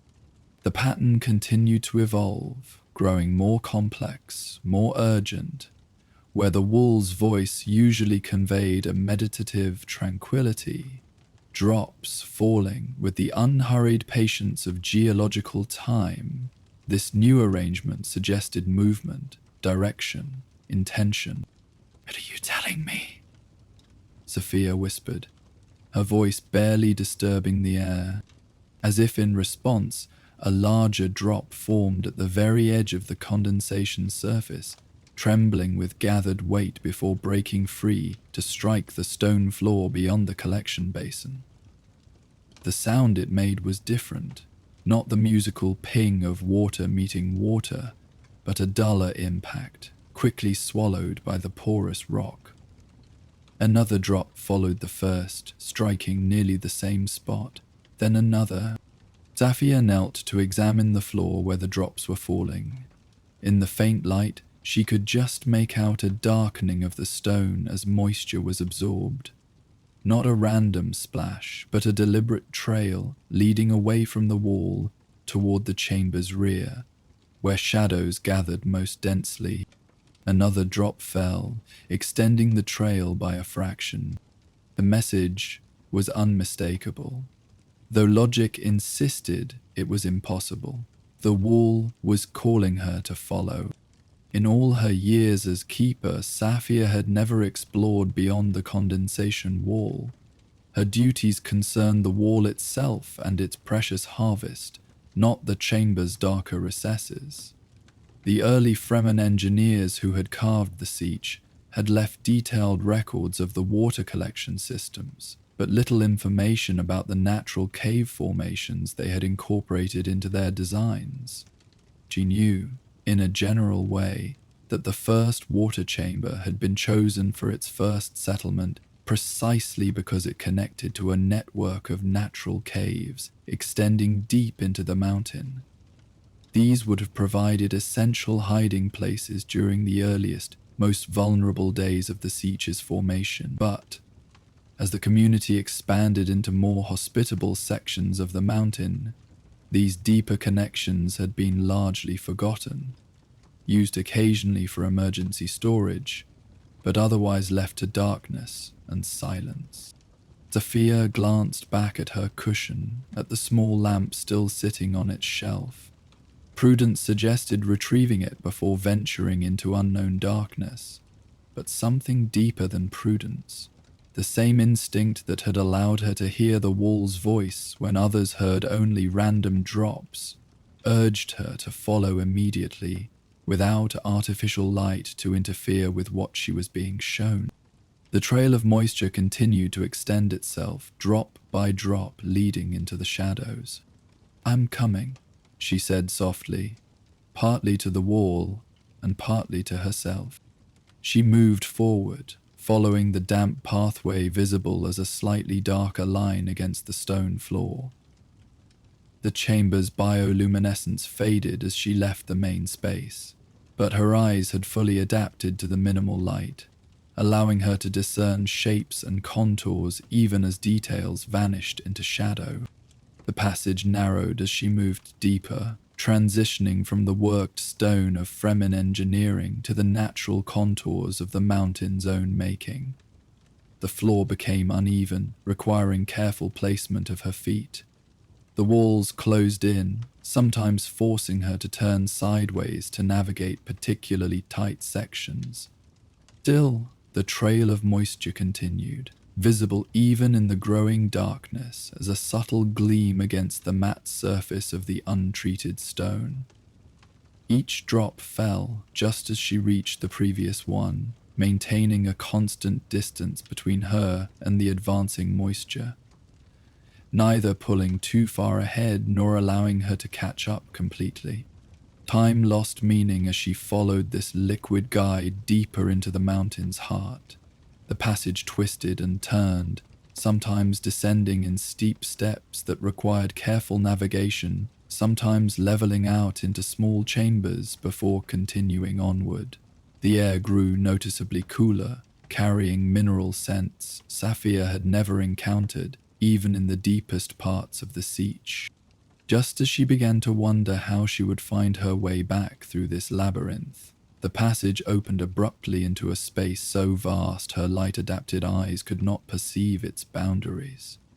The sudden transition from confinement to openness was disorienting, causing her to pause at the threshold between narrow corridor and expansive chamber. As she hesitated, the dripping ceased. The trail of moisture ended at her feet, no longer extending forward to guide her further. "Hello?" she called softly, her voice disappearing into the darkness without producing echoes. The chamber's acoustics suggested an enormous volume, with sound-absorbing features rather than reflective surfaces. No response came, yet Safia sensed she was not alone. The air held a quality of expectancy, of attention. Something waited in the darkness. She took a tentative step forward, then another, moving carefully on a surface she could barely see. The stone beneath her feet felt different, not the familiar traction of Sietch passageways worn smooth by generations of footsteps, but something almost polished, as though water had worked it for millennia without human intervention. Another step, and suddenly the darkness around her was no longer absolute. A faint blue-green radiance began to manifest, not from any specific source, but from the very air itself, as though particles of light hung suspended in the atmosphere.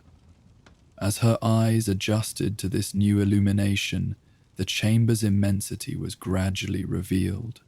Dusk. She stood at the edge of an underground lake. The water stretched before her, absolutely still, its surface a perfect mirror reflecting the subtle luminescence that seemed to emanate from certain minerals embedded in the chamber's walls and ceiling. The lake extended farther than she could clearly see, disappearing into shadows that suggested even greater distance beyond the reach of the faint light. Safia's breath caught in her throat. Water in such quantity, in such a form, not carefully collected drops, not precious moisture sealed in ceramic containers, but an exposed expanse of liquid existing for its own sake, was beyond her experience, beyond the experience of any living Fremen. Such things existed in the ancient stories, in the promises of paradise, but not in the waking world of Arrakis. Yet here it was before her, undeniable despite its impossibility. As she stood transfixed by the sight, a disturbance broke the lake's perfect stillness. A single ripple, originating from a point perhaps 20 paces from where she stood at the shore. The ripple expanded in a perfect circle, its leading edge eventually reaching the stone at her feet, with a gentle, lapping sound. Then another ripple formed, and another, creating a pattern of concentric circles that intersected and combined in complex ways.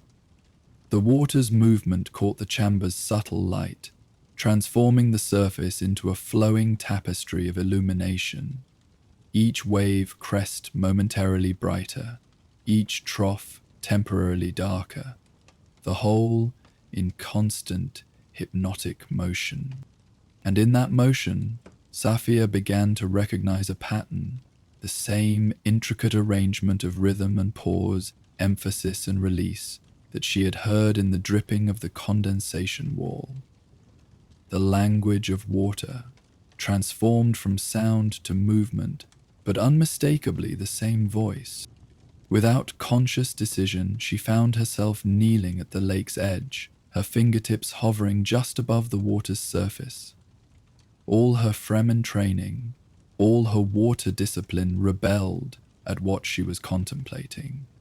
To touch freestanding water with bare skin, to potentially contaminate a source with the oils and salts of human contact. Yet the ripples continued their beckoning dance, and something deeper than training pulled her forward. Her fingertips broke the surface, sending new ripples to join the existing pattern. The water felt neither warm nor cool, but somehow neutral, as though perfectly matched to her body's temperature. It welcomed her touch without resistance, without judgment. A sound escaped her, not quite a gasp, not quite a sob, as the contact completed some circuit within her. Energy flowed between her body and the water, an exchange of information occurring at a level beyond conscious perception. Images and sensations cascaded through her awareness, too rapid, too numerous to individually comprehend, but collectively forming an understanding that settled into her being, like sediment into still water.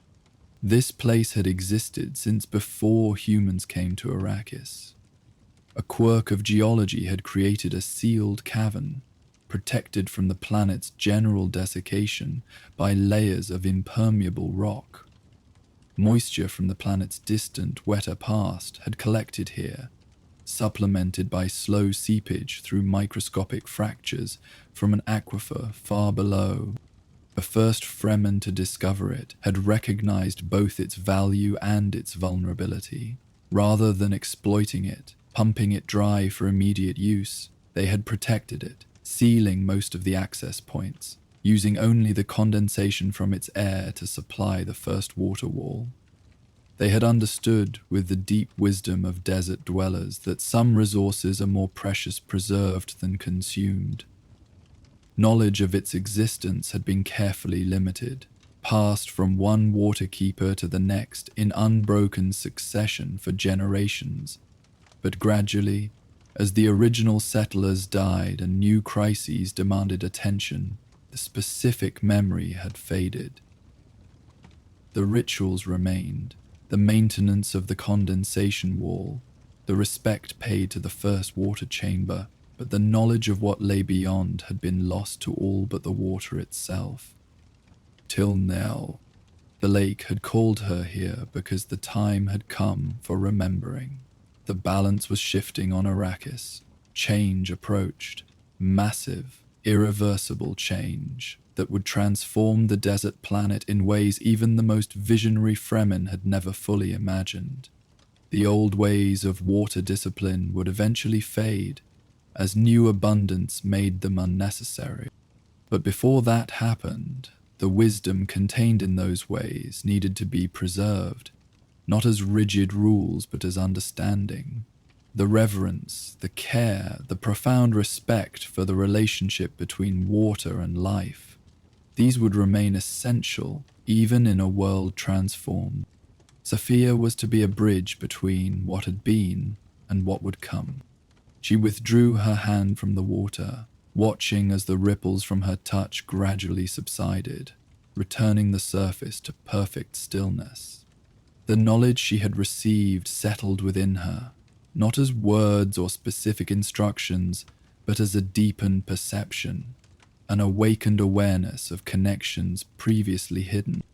"I understand," she said softly to the darkness, to the water, to the presences she sensed but could not see. A final ripple formed at the lake's center, expanding outward until it touched the shore, a gesture of acknowledgement and closure. The blue-green luminescence began to fade, not abruptly but gradually, like twilight deepening into night. Sophia rose, knowing it was time to return. Though the passage back might have seemed challenging, retracing a complex route through darkness, she found she moved with complete confidence, each turn and step clear in her mind, as though illuminated. The journey that had seemed timeless on her outward path now passed with the crisp clarity of purpose. She emerged into the first water chamber to find her small lamp still burning on its shelf, the condensation wall still performing its patient work of collection. To external appearance, nothing had changed, yet everything had. The remainder of her night vigil passed in silent communion with the wall, but she heard its voice differently now. What had been an intimate personal connection, a comfort in her grief, a companion in her solitude, revealed itself as part of something much larger. The wall was indeed speaking, but not only to her.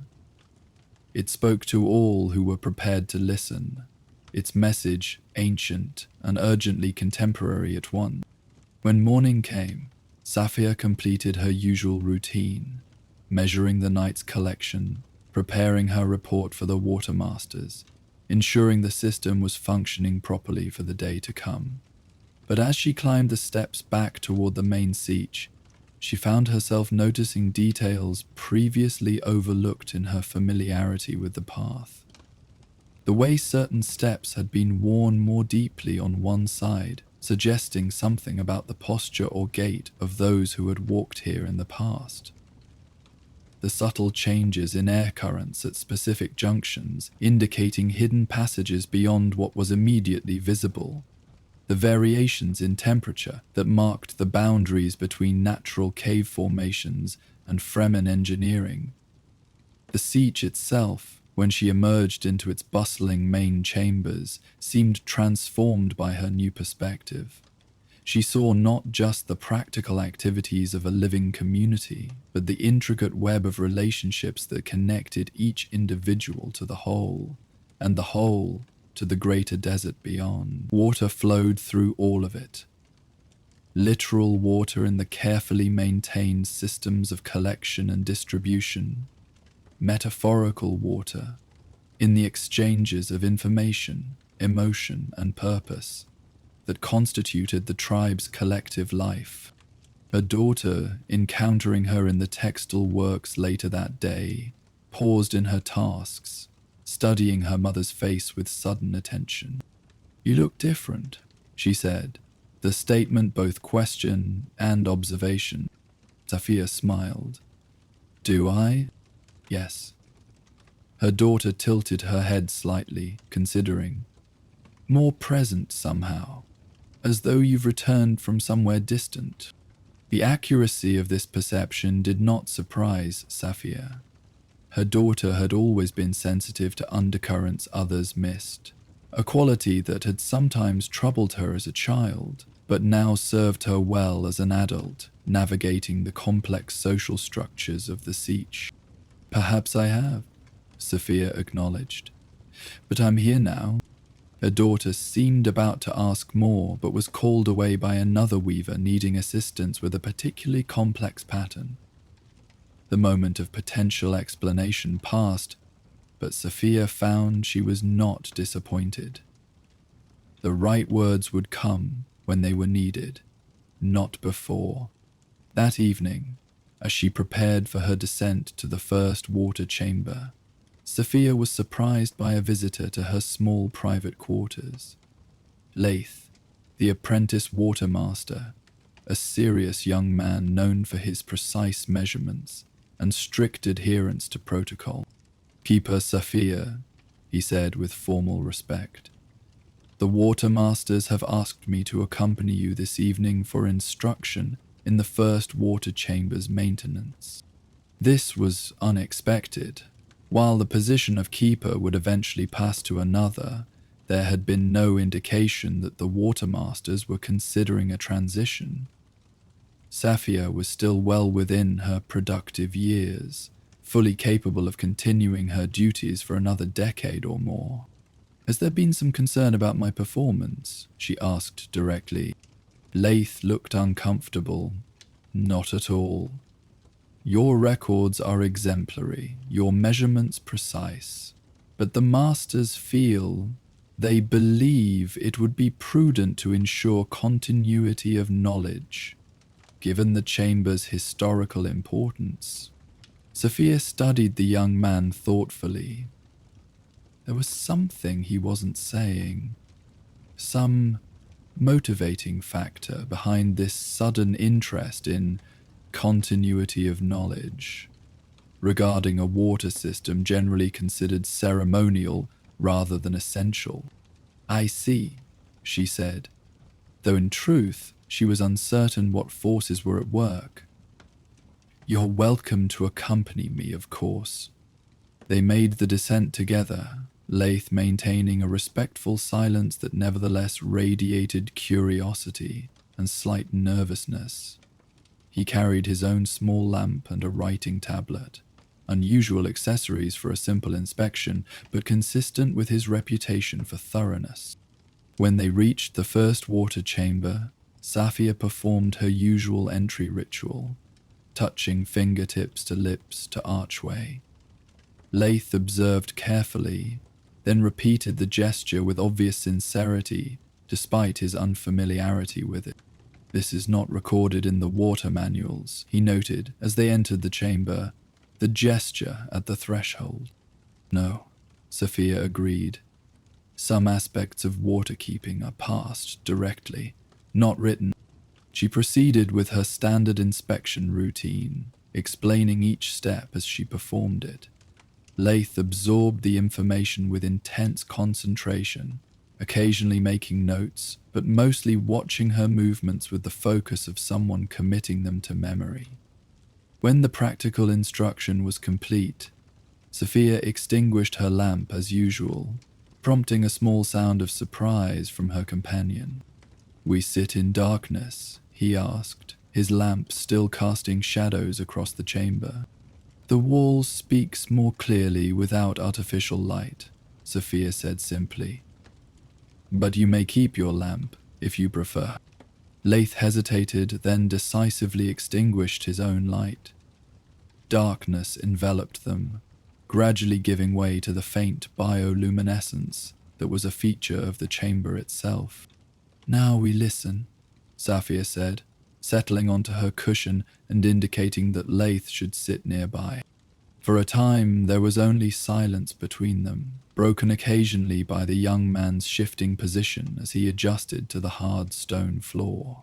Gradually, as always, the condensation wall began its performance, drops falling in their complex pattern, creating the liquid music that had been Safia's nightly companion for so many years. She watched Laith's reaction through the dim light. At first, he simply looked confused, clearly hearing the drops but not perceiving the pattern within them. Then, as minutes passed, his expression changed. His brow furrowed in concentration, then gradually relaxed as his listening deepened. It's not random, he whispered eventually, the words carrying both surprise and a touch of awe. No, Safia agreed quietly. It never has been. Laith turned to her, his features just visible in the faint light. How long have you known this? Since my early days as keeper, though at first I thought it might be my imagination, grief playing tricks on my perception. The young watermaster was silent for several moments, processing this information. When he spoke again, his voice had lost its formal quality, becoming more personal. There are changes coming to the siege, he said. To all Fremen. Safia nodded, unsurprised by this confirmation of what the lake had already revealed to her. What kind of changes? Laith seemed to struggle with how much to share. The Watermasters have received communications from other sieges. There is someone called Muad'Dib who speaks of transformation. of a time when water will flow freely on Arrakis. You believe these claims? Sophia asked, genuinely curious about his perspective. I don't know, he admitted. They seem impossible. Yet the reports come from reliable sources, and there are other signs. Ecological measurements showing subtle shifts in moisture patterns across the deep desert. He gestured toward the condensation wall where the drops continued their rhythmic song. The masters sent me to you because of something you wrote in your reports. 5 weeks ago, you noted a 7% increase in the wall's collection rate, despite no measurable change in atmospheric conditions within the siege. Sophia remembered the notation. The increase had corresponded with the first subtle changes she'd detected in the wall's voice. A new harmony underlying the familiar patterns. Not yet the dramatic shift that had led her to the hidden lake, but a precursor to it. Yes, she confirmed, the wall's behavior has been changing. Gradually at first, then more dramatically. Laith leaned forward, his scientific training and water discipline momentarily overcome by simple human curiosity. What do you think it means? Zafia considered her answer carefully. The full truth of what she had experienced by the underground lake was not something that could be easily conveyed in words, especially to someone whose perspective was shaped by the precise measurements and documented procedures of water mastery. Yet she sensed in Laith a potential for understanding that went beyond his formal training. His recognition of the pattern in the falling drops, coming so much more quickly than her own had years ago, suggested an openness to perception that his rigorous exterior might otherwise conceal. I think, she said slowly, that water remembers, that it carries within it knowledge of what has been and intimations of what may come. The wall collects not just moisture, but memory, and when patterns shift in one, they shift in the other as well. She paused, watching his reaction. Rather than the skepticism she half expected, his expression showed thoughtful consideration. The old texts speak of water as the carrier of life's memory, he said. I always assumed it was metaphorical, a poetic way of expressing reverence for its life-giving properties. Perhaps it is both literal and metaphorical, Sophia suggested. Many of the deepest truths exist in that intermediate space between physical reality and symbolic meaning. Laith nodded slowly, his attention drawn back to the condensation wall, as a particularly complex sequence of drops created a momentary harmony of overlapping ripples and echoes. It's beautiful, he said softly. Yes, Sophia agreed, and it has a purpose beyond beauty, though beauty is purpose enough. They sat together, in companionable silence, as the wall's performance continued, each drop finding its place in the greater composition. Sophia observed her companion's growing attunement with approval. Here was someone who could learn to truly hear, to truly see, when the time came. I would like to visit again, if you permit it, Laith said eventually. There is much to learn here that is not contained in our manuals. You are welcome, Sophia said, but next time bring no lamp and no writing tablet. Some knowledge can only be absorbed directly, not recorded and transmitted. He looked momentarily uncomfortable with this stipulation, but then nodded his acceptance. As you say, Keeper. When their vigil was complete and they prepared to return to the upper siege, Laith paused at the chamber's entrance. May I ask you something that may seem strange, he said, unusually hesitant for a young man, generally confident in his position. Of course. Do you ever feel, he searched for the right words, that you are not alone here, that there is a presence or many presences beyond what we can see? Sophia smiled in the darkness. I am never alone here, she said simply. As they climbed the steps back toward the living Sietch, Safia reflected on the cycles of knowledge, how wisdom was gained, lost, and rediscovered across generations. The hidden lake had existed long before humans arrived on Arrakis, and would likely remain long after the coming changes had transformed the planet beyond recognition. Its waters held memories of what had been and seeds of what would come, a repository of experience transcending individual lifespans. Her role as keeper, she now understood, was not merely to maintain the ancient condensation wall, but to maintain the connection between past and future, to listen to the water's voice and help others learn to hear it as well, to preserve not just the physical moisture, but the awareness it carried. The desert was changing. The people would change with it. But the essential relationship between water and life, between memory and awareness, between loss and discovery, these would continue in new forms, carrying forward what was most valuable from what had come before. Like water itself, flowing from form to form while maintaining its essential nature through every transformation. That night, as Safia slept in her small quarters deep within the Sietch, her dreams were filled with the sound of falling water. Not the careful, measured drops of the condensation wall, but cascading abundance.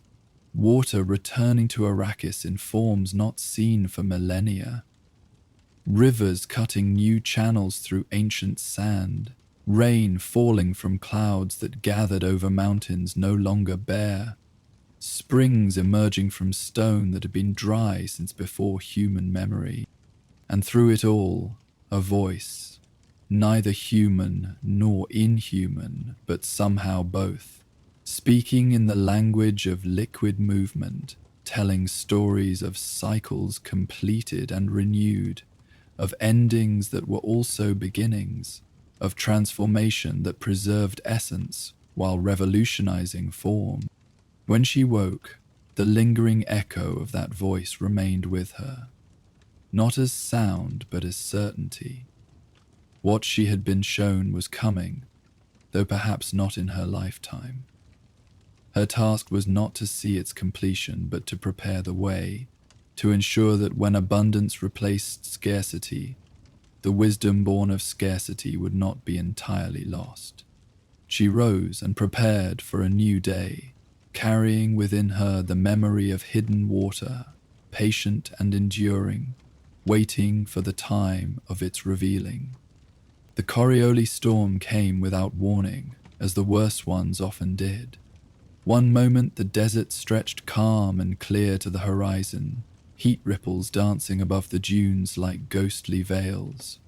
The next, the southern sky darkened to an ominous amber, the telltale wall of approaching dust visible long before the howling winds reached Tarek's position. He had been too far from shelter when the first signs appeared. At least 3 hours steady walking to the nearest emergency cache. Twice that to the relative safety of the small Sietch where his sister's family had settled. The rational choice would have been to immediately deploy his paracompass and begin the journey south, maximizing his chances of finding refuge before the storm struck. But Tariq had hesitated, watching the advancing wall with the mesmerized fascination of one who has lived his entire life in the desert, yet never quite becomes immune to its terrible beauty. The upper edge of the dust cloud caught the afternoon sunlight, transmuting common silica into a rippling ceiling of gold. Within its depths, lightning danced, brief veins of blue-white brilliance appearing and vanishing like thoughts in a dreamer's mind. That moment of aesthetic appreciation cost him dearly. By the time he secured his stillsuit hood and adjusted his filtration mask, the storm's leading edge had accelerated beyond his calculations. Within minutes, the first gusts reached him, carrying stinging particles that found every imperfection in his worn equipment. The temperature dropped abruptly as the sun disappeared behind the advancing wall of dust, and Tariq realized with sickening clarity that he had made a potentially fatal error. No use dwelling on the mistake now. He oriented himself as best he could in the rapidly deteriorating visibility, cinched his pack tighter against his body, and began to walk. Not south toward the distant Sietch.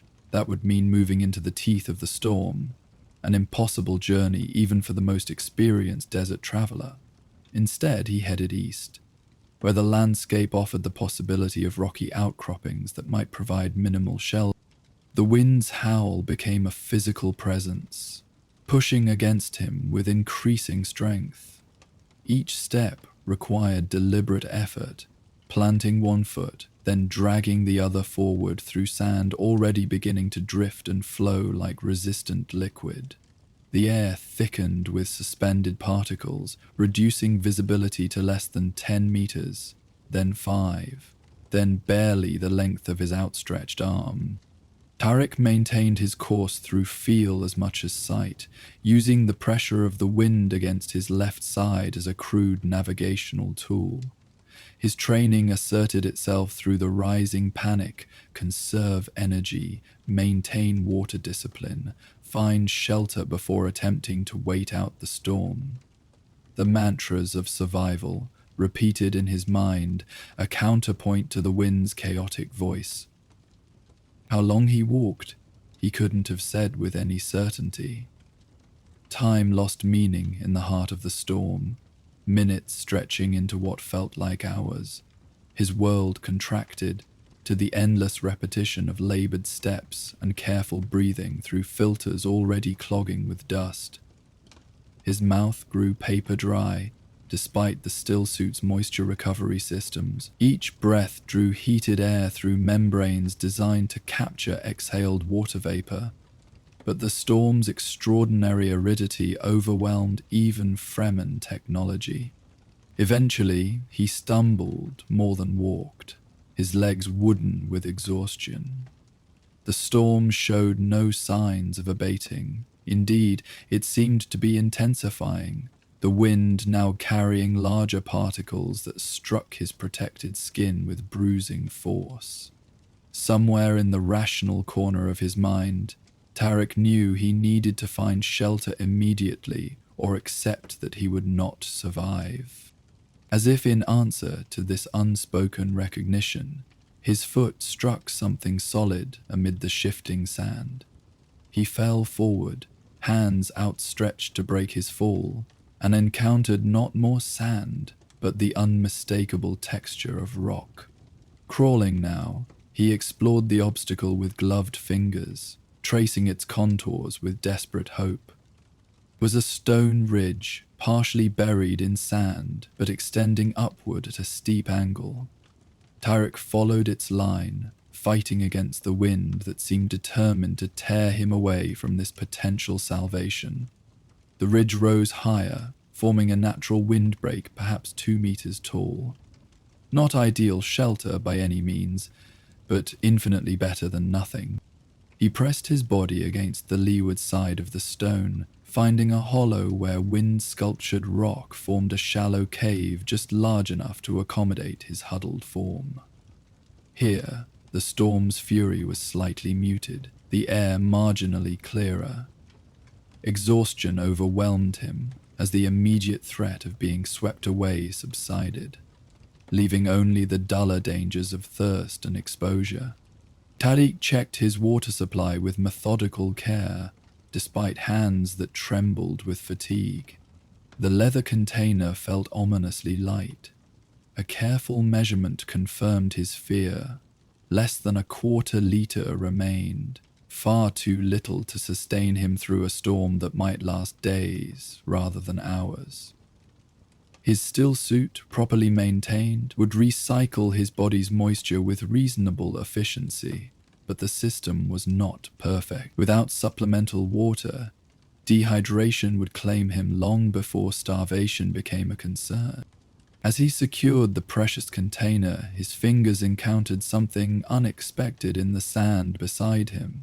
Not the smooth contours of wind-polished stone, but something with regular edges, clearly manufactured rather than natural.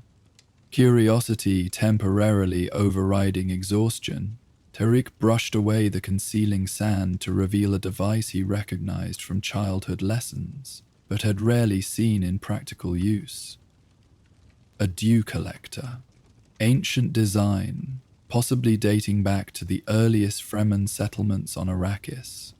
Unlike the sophisticated moisture traps used in modern sieges, this was a simple mechanism, a conical depression lined with materials specifically engineered to encourage condensation, with a small collection reservoir at its center.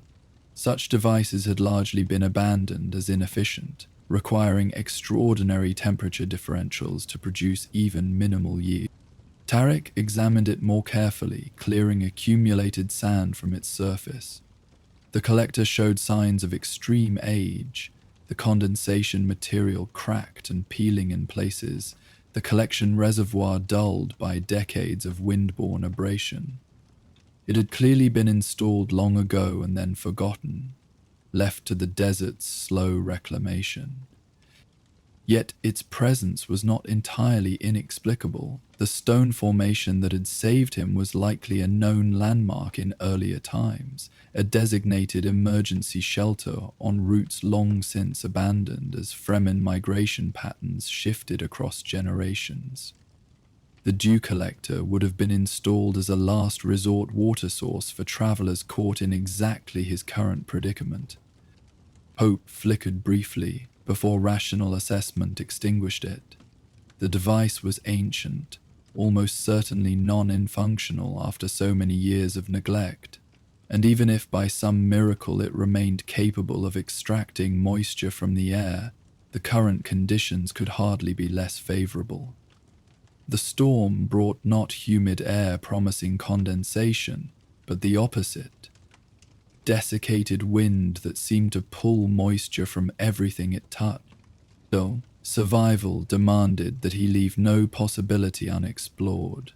With careful movements, Tariq cleared the collector more thoroughly, removing the fine dust that had accumulated in its concave surface, and checking the collection reservoir for cracks or blockages. Finding none obvious to visual inspection, he positioned the device in what his training suggested would be the optimal location, where the natural rock formation would create the greatest temperature differential as the night progressed. That done, there was little left but to wait, to conserve his strength and his remaining water for as long as possible.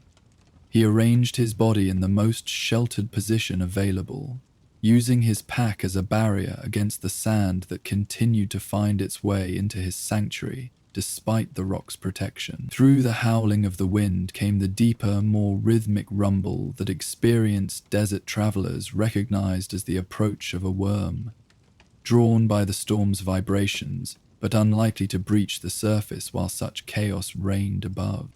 As darkness fell, bringing no appreciable decrease in the storm's intensity, Tariq found himself drifting between consciousness and something not quite sleep but definitely not wakefulness. A state familiar to those who have faced extreme physical stress and approaching dehydration, the body conserving energy by shutting down non-essential functions, the mind entering a strange liminal territory where memory and present perception blur into something altogether different. In this twilight state, memories surfaced with the vivid clarity of immediate experience. He was a child again, sitting at his grandmother's feet as she recounted the water litany that had sustained their people through countless generations on this most inhospitable of worlds. "Water is life," she would begin, her voice carrying the rhythmic cadence that helped embed the words permanently in young minds. "To waste water is to waste life. Your water belongs to your tribe, your moisture to your people." Young Tariq would listen, mesmerized not just by the words themselves, but by the reverence with which they were spoken. His grandmother's eyes, blue within blue from a lifetime of spice consumption, would seem to look beyond the siege walls to some distant horizon visible only to her. We Fremen understand what others forget, she would continue, her gnarled fingers moving in patterns that emphasized each phrase. That even in the harshest places, life finds a way. That even in the deepest drought, moisture persists. That even in the face of certain death, hope remains. Then would come the blessing that Fremen travelers had whispered to themselves in desperate straits since time immemorial. Even one drop may yet turn fate. The memory shifted, dissolved, reformed into another scene. His water initiation at age 12, the first time he was permitted to drink directly from the tribe's communal store rather than receiving carefully measured rations from his parents. The ceremony marked the transition from child to water-responsible adult, acknowledging both privilege and obligation in the same ritual gesture. The tribe's watermaster, an imposing figure whose precise measurements were respected as law within the Sietch, had handed young Tarek a cup containing exactly 3 sips of unrecycled water, a luxury almost unimaginable in daily life. Drink mindfully, the watermaster had instructed. Let each drop speak to you of where it has been and where it may yet go. For the water you take into your body has cycled through countless forms since the beginning of time, and will continue its journey long after your flesh has returned to the tribe. Tarek had raised the cup with trembling hands, overwhelmed by the ceremony's significance and the community's solemn attention. The first sip had been for gratitude, acknowledging the gift. The second for awareness, experiencing the sensation without distraction. The third for commitment, accepting responsibility for the water discipline that would govern the remainder of his life. The memory faded, replaced by more recent images. His departure from his birth Sietch 3 seasons earlier, driven by restlessness he couldn't fully articulate, even to himself. The desert called to him in ways his peers didn't seem to understand, drawing him away from the relative security of established communities into the solitary existence of a spice prospector. His family had accepted his decision with the stoic practicality characteristic of Fremen culture, neither encouraging nor discouraging his chosen path. His mother had presented him with a new filtration mask, crafted by her own hands from fabrics traded at considerable cost from off-world merchants. His father had given him a crysknife of exceptional quality, passed down through 4 generations of their line. His sister, always the most expressive of the family, had simply embraced him tightly before whispering, "When you tire of the open sand, our hearth remains yours." He had visited them only twice since then, finding the confines of the Sietch increasingly uncomfortable after months of unrestricted horizons. His last visit had been nearly a season ago, prompting his current journey, a promised return for his nephew's water ceremony, a commitment no Fremen would break, except through death. Death that now seemed increasingly likely as the storm continued unabated through the night. The irony did not escape him, even in his semi-delirious state, to die of thirst while traveling to witness a ceremony celebrating water's sacred passage between generations. The night deepened. Temperatures dropped further as Arrakis surrendered its hoarded heat to the empty sky, the cooling temporarily masked by the storm's continued violence, but inevitably progressing nonetheless. Tarek's body shivered involuntarily despite his stillsuit's thermal regulation. His throat burned with thirst, but he resisted the urge to take another sip from his dwindling supply. Water discipline demanded conservation until absolute necessity forced consumption.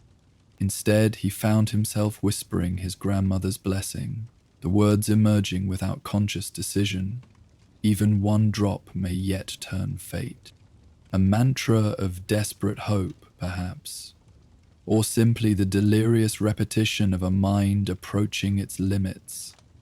Either way, The familiar phrase provided a focus point as consciousness grew increasingly tenuous. At some point, hours later, or merely minutes, he couldn't have said which, Tarek became aware that the storm's voice had changed. The howling remained fierce, but a subtle alteration in its pitch suggested the main force might be beginning to pass. Or perhaps his hearing was being affected by dehydration. Impossible to know with certainty. His attention drifted again, this time to a memory so distant he had forgotten its existence until this moment. He was very young, perhaps 4 or 5, sitting with his grandfather at the edge of their Sietch's entrance at dawn. The old man had woken him before the rest of the family, whispering that he had something important to show his youngest grandchild. They had watched in perfect silence as the first light touched the desert beyond their sheltered vantage point. Nothing had seemed particularly noteworthy to young Tariq's eyes, just the familiar landscape, gradually revealed by the strengthening illumination. Then his grandfather had pointed to a small rock formation just beyond the Sietch's wind trap. There, caught in a natural depression, a single drop of moisture glistened in the dawn light.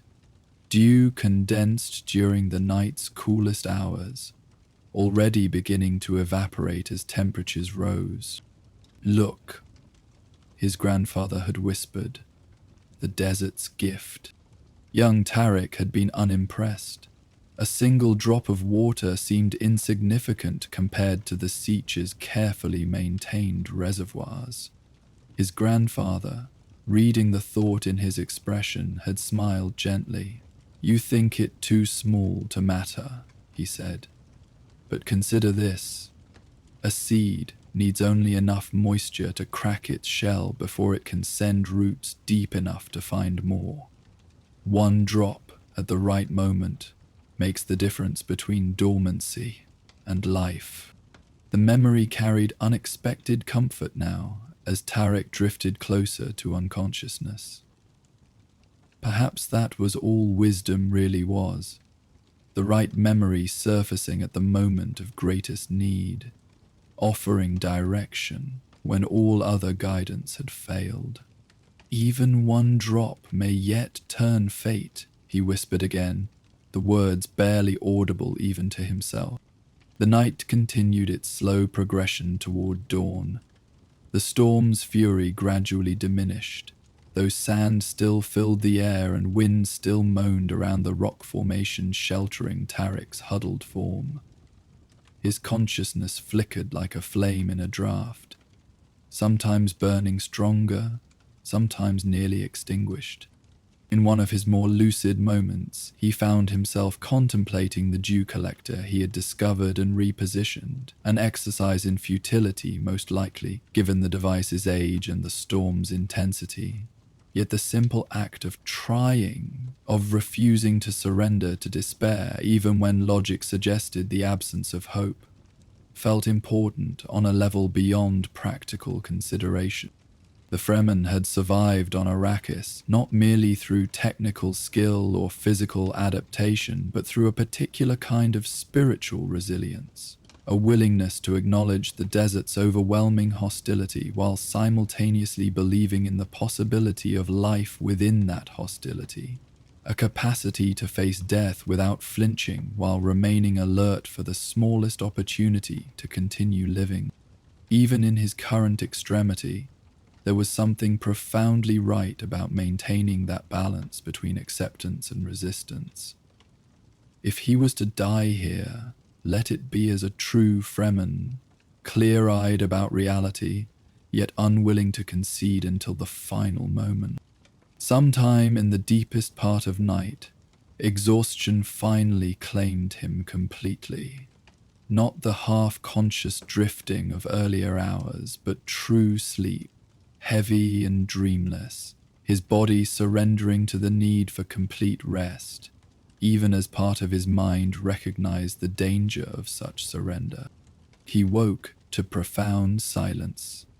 The transition was so complete, so unexpected, that for several heartbeats Tariq wondered if he had already died. The storm's constant roar had become so much a part of his awareness that its absence created a void almost physical in its intensity. Then other sensations registered. The ache of muscles held too long in one position, the gritty texture of sand coating every exposed surface of his body, the burning thirst that seemed to have transformed his throat into the desert itself. He was alive then, barely, perhaps, but still drawing breath. The quality of light filtering through his sand-clogged filtration mask suggested early morning, that brief, precious interval when night's coolness lingered but visibility was sufficient for travel. With painful slowness, Tariq pushed himself into a sitting position, his body protesting every movement after hours of cramped immobility. The storm had passed, leaving a transformed landscape in its wake. Dunes had shifted, familiar contours altered beyond recognition. The rock formation that had sheltered him now emerged from a different configuration of sand, its windward side scoured clean, while the leeward side, where he had taken refuge, was half buried in a new dune.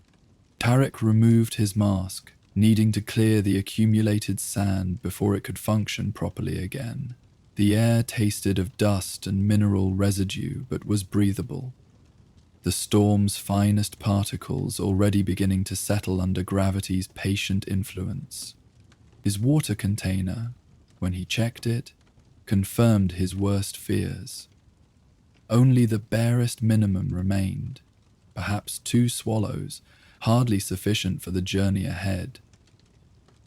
The stillsuit would provide some moisture recycling, but without supplemental water, he couldn't expect to reach his sister's siege before dehydration overcame him. Almost without conscious thought, his gaze turned to the dew collector he had positioned the previous evening. It sat where he had placed it, now partially covered by new-fallen sand, but its collection reservoir still visible in the strengthening dawn light. Expectation hovered between hope and resignation as he carefully brushed away the sand obscuring the device. Logic insisted he would find it empty. The storm had brought not moisture but its opposite, air so dry it seemed to actively pull water from anything it touched. Yet some deeper instinct formed from generations of desert survival, encoded in both culture and genetics, prompted him to look nonetheless. At first glance, the collector appeared as barren as expected. The conical depression contained nothing but a fine layer of dust, the condensation material cracked and peeling from decades of exposure. The collection reservoir at the center showed similar signs of age and deterioration, its once polished surface now dull and abraded. Tariq stared at it for several heartbeats, neither surprised nor disappointed, simply accepting what his eyes reported. Then, as the angle of light shifted with the rising sun, he saw it. A minute gleam at the very bottom of the reservoir, so small he might easily have missed it in poorer illumination. With hands suddenly steadier than they had any right to be after his ordeal, he leaned closer, focusing total attention on that tiny point of reflected light. Not an optical illusion or a crystalline grain of sand catching the sun, but actual moisture, a single drop of water, somehow condensed despite all probability in the ancient device's reservoir. Even one drop may yet turn fate, he whispered, his grandmother's blessing no longer desperate hope, but confirmation of something approaching miracle. With infinite care, Tariq extracted his water container and removed its cap. The position was awkward, requiring him to contort his body to maintain the collector's orientation, while bringing the container into proper alignment beneath it. A single mistake, a tremor at the wrong moment, the slightest miscalculation of angle, would waste the precious drop, allowing it to evaporate or be absorbed by the thirsty sand. He took a slow, deliberate breath, centering himself as he had been taught since childhood.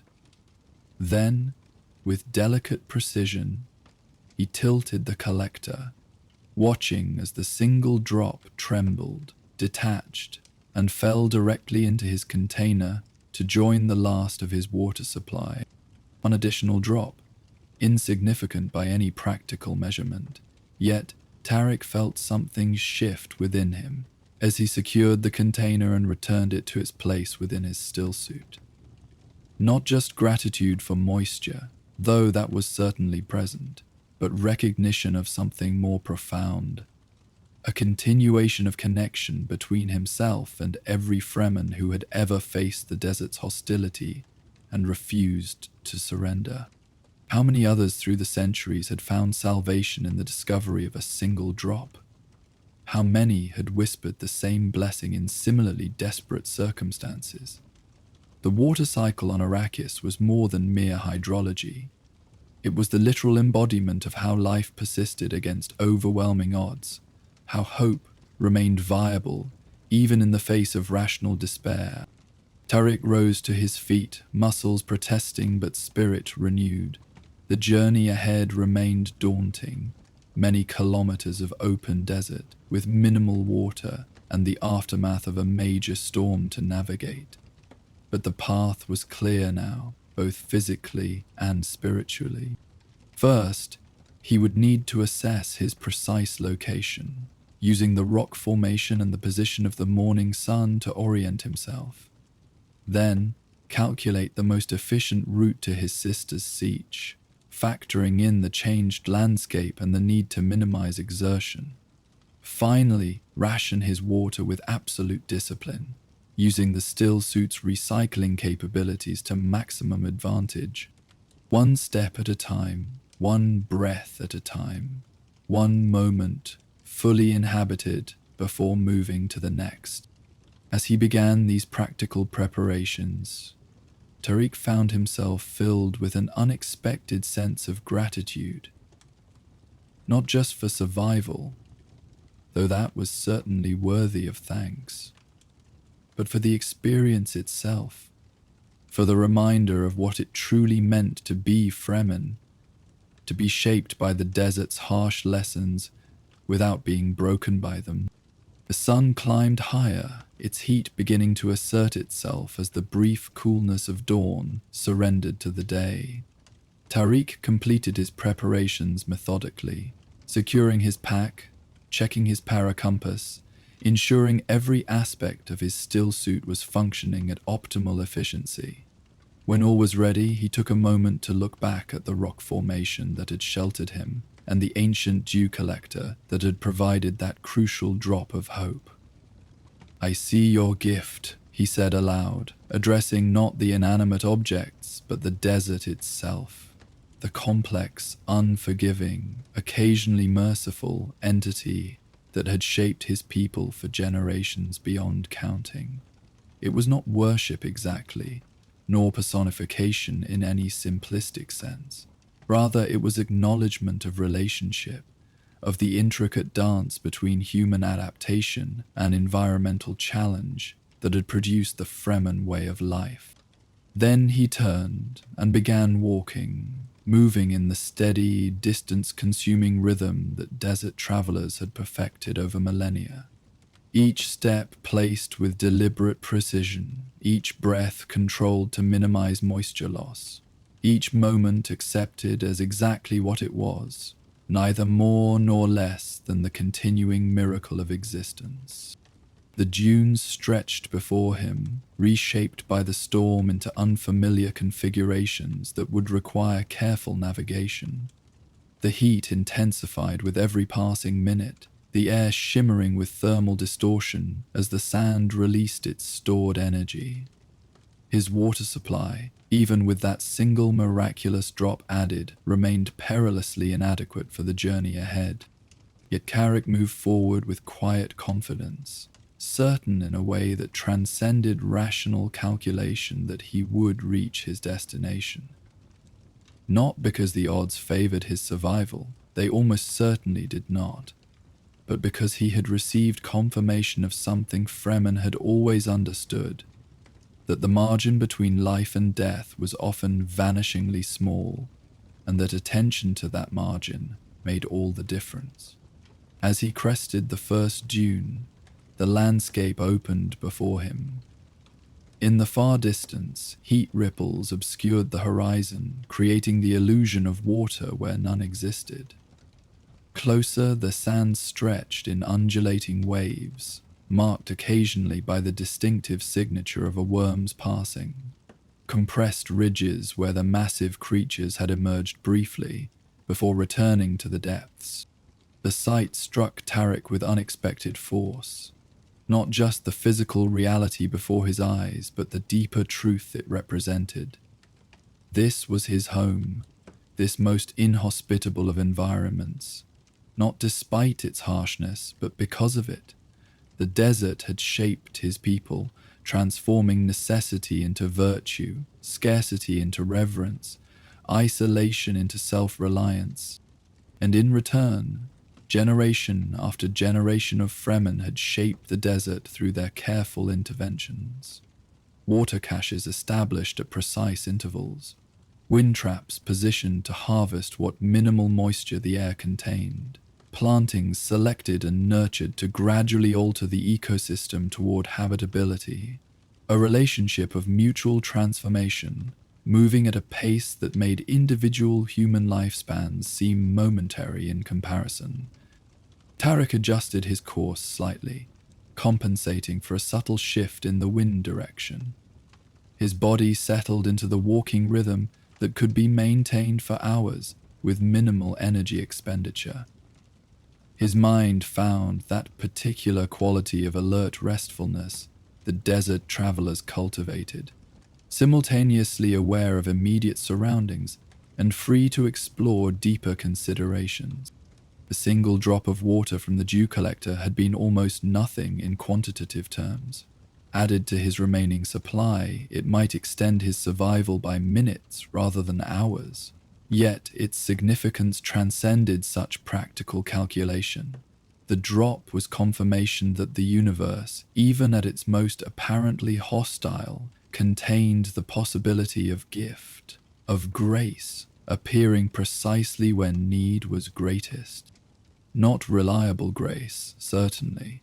Not grace that could be demanded or expected as right, but grace nonetheless, arriving without explanation or predictability, requiring only the receptivity to recognize and receive it. As he walked, Tariq recalled other stories from Fremen oral tradition, tales of desperate travelers saved by the discovery of previously unknown water caches, of sudden rainstorms arriving in defiance of all meteorological prediction, of worms inexplicably deviating from their hunting patterns to spare humans in their path. His people did not call these occurrences miracles exactly. The term implied a suspension of natural law that contradicted Fremen pragmatism. Instead, they were simply accepted as evidence that the universe contained more patterns than human understanding could encompass, and that survival often depended on remaining alert to those patterns, even when they seemed to contradict expectation. The day progressed, the sun climbing toward its zenith with implacable regularity. Tarek maintained his pace, neither hurrying nor lingering, each step carrying him closer to his destination, even as it depleted his limited reserves of strength and hydration. The familiar symptoms of approaching dehydration asserted themselves gradually. Increased thirst, of course, but also subtle alterations in his thought patterns. A progressive narrowing of perception as the body diverted resources from non-essential functions. He recognized these changes with the careful self-monitoring all Fremen cultivated from earliest childhood. When the symptoms reached a certain threshold, he would allow himself the smallest possible sip of water, just enough to forestall further deterioration without depleting his supply prematurely. Until then, he would endure, drawing on the disciplines that transformed discomfort from enemy to teacher. As midday approached, Tariq noted a rocky outcropping ahead, not large but sufficient to provide minimal shelter during the worst of the day's heat. Standard desert procedure would be to rest during these hours, conserving energy and water until the temperature moderated with the sun's descent. He altered his course slightly, aiming for this potential resting place. The rocks, when he reached them, proved better than expected. A small cluster of wind-sculpted formations creating a shaded hollow just large enough for a single person to shelter comfortably. More significant, the configuration suggested the possibility of limited air movement through narrow channels in the stone, potentially creating cooling that would reduce water loss during his rest period. Tariq settled into the hollow, arranging his body to maximize contact with the stone while maintaining circulation to all extremities. The relative coolness was immediate and profound, the rocks having absorbed night temperatures and released them only gradually, despite the day's increasing heat. He adjusted his stillsuit slightly, ensuring optimal function during his period of reduced activity.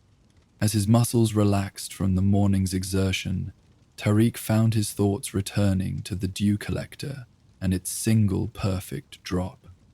The practical disciplines of desert survival had carried him this far, would likely see him safely to his sister's siege if his calculations were correct. But beneath those disciplines, supporting and informing them, lay something more fundamental, the spiritual orientation that transformed mere survival into meaningful existence. Even one drop may yet turn fate. His grandmother's blessing contained distilled wisdom beyond its apparent simplicity. Life persisted, not through dramatic interventions, but through marginal advantages accumulated over time. The drop itself might be practically insignificant, but the orientation that allowed one to perceive, value, and utilize such marginal resources made all the difference between perishing and persisting. This insight was not new to Tariq. Every Fremen understood it at some level, but his current circumstances gave it fresh immediacy. The desert's hostility was not personal, it simply was. How one responded to that reality determined everything that followed. He allowed himself to rest fully, breathing in the rhythm that minimized moisture loss while maintaining sufficient oxygen intake. The day's heat intensified outside his rocky shelter, but within the hollow the temperature remained tolerable. His consciousness drifted, not quite sleep, but a state of conservation, where unnecessary mental processes suspended themselves automatically. In this receptive state, Tariq found himself reviewing the journey that had brought him to this point, not just the physical travel that had placed him in the storm's path, but the longer pilgrimage of choices and circumstances that had shaped his life. His decision to leave the siege, to pursue the solitary existence of a spice prospector, the gradual distancing from family and community that had both liberated and isolated him, the growing recognition over recent months that freedom without connection became, eventually, its own form of imprisonment. Perhaps that was why he had agreed to return for his nephew's water ceremony, despite the journey's challenges. Not merely familial obligation, but something deeper, a nascent understanding that he needed to reconnect with the traditions and relationships that gave individual existence its fuller meaning. The storm, the shelter, the dew collector with its single drop. These were not merely physical circumstances, but manifestations of an underlying pattern that had been quietly asserting itself in his awareness for some time. The recognition that independence, while valuable, finds its true purpose within interdependence. That the self, like water itself, becomes most fully itself when it flows into relationship rather than remaining isolated. As the worst of the day's heat gradually began to moderate, Tariq roused himself from contemplation. He checked his water supply, allowing himself the smallest sip, enough to moisten his parched tissues without depleting the precious reserve. Then he repacked his few possessions and prepared to resume his journey. The landscape before him remained harsh and unforgiving, the distance to his sister's sietch still daunting given his limited resources. But his perception had shifted subtly during his rest. Where before he had seen primarily obstacle and threat, now he recognized also opportunity and instruction. The desert remained what it had always been, simultaneously teacher and adversary, provider and destroyer, but his relationship to it had deepened through his experiences since the storm. He set out again, finding the rhythm of movement that would carry him forward with minimal expenditure of energy. The sun began its slow descent toward the western horizon, the angle of light transforming the dunes from uniform tan to a complex interplay of gold and shadow. The beauty was undeniable, all the more precious for existing alongside such inherent danger. As Tarek walked, he found himself returning to the blessing that had sustained him through the night. Even one drop may yet turn fate. The words had accompanied his people across generations and light years, from distant terror to the harshest planet humans had ever successfully inhabited. They contained not blind optimism but clear-eyed hope, the recognition that between absolute abundance and absolute scarcity lay an infinite gradation of possibility. One drop had sustained him when despair threatened to overcome discipline. One drop had connected him to countless Fremen who had faced similar extremity across the centuries.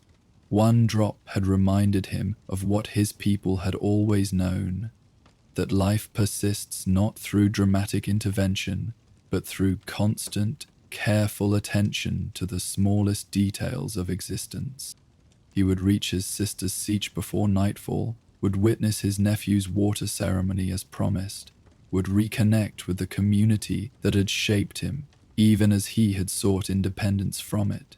And in that reconnection, he would carry forward the deepened understanding the desert had granted him through trial and deliverance. The horizon stretched before him, shimmering with heat and possibility. Tariq adjusted his still suit, checked his direction, and continued forward, carrying within him both the precious physical moisture that sustained his body and the equally precious awareness that sustained his spirit.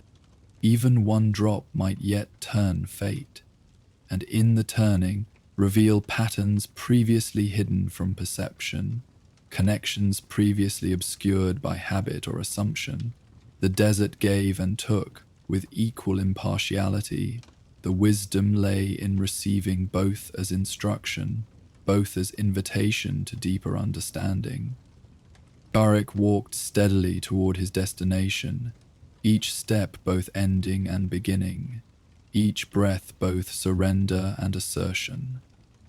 The sun continued its arc toward evening, casting his shadow long across the sand, a temporary mark of passage soon erased by wind, but significant nonetheless within the greater pattern of existence. One step at a time, one breath at a time, one moment fully inhabited before moving to the next. The desert stretched before him, harsh and beautiful, challenging and instructive, and within him a single drop of water, received as gift, carried as responsibility, understood as connection to something larger than individual survival. Enough to continue, enough to arrive, enough to understand what had always been true, but was now known through direct experience rather than inherited wisdom, that between absolute abundance and absolute scarcity lay the infinite gradations of possibility where life found its most profound expression. The journey continued, each step both burden and blessing, each moment both ending and beginning, and within it all, the recognition that turned mere survival into meaningful existence, that one remains alive not merely through persistence, but through relationship, not merely through endurance, but through understanding. Even one drop might yet turn fate, and in the turning, reveal the universe not as enemy to be conquered, but as teacher to be heeded, not as obstacle to fulfillment, but as the very context within which fulfillment becomes possible. Tarek walked on, carrying this understanding as carefully as the water in his container, preserving both against loss through inattention. The horizon beckoned, neither promising nor denying, simply existing as the boundary between what was known and what remained to be discovered. Step by step, breath by breath, moment by moment, the journey continued, a microcosm of the greater journey that had carried his people across space and time to this most inhospitable of worlds, where they had learned to thrive precisely because the margin between life and death was so vanishingly small that it demanded absolute attention. And in that attention, transformation became possible, of individual into community, of scarcity into sufficiency, of mere existence into meaningful being. One step at a time, one breath at a time, one moment fully inhabited before moving to the next. The journey continued, under the vast, indifferent sky that witnessed all without judgment, offering neither rescue nor condemnation, but simply the context within which each life wrote its temporary signature across the endless sands of existence. Our journey through the sands of Arrakis comes to a close. Now, you will hear the gentle crackling of fire and ambient sounds to accompany your sleep. These calming sounds will continue without interruption, creating a peaceful atmosphere as you drift deeper into rest. May the waters of your dreams flow freely tonight, and may you find the same peace that comes to those who wander the desert under Arrakis's twin moons. Sleep well, traveler, and may your mind find sanctuary in the stillness of the night. Good night, and dream of spice-scented winds carrying you to peaceful shores.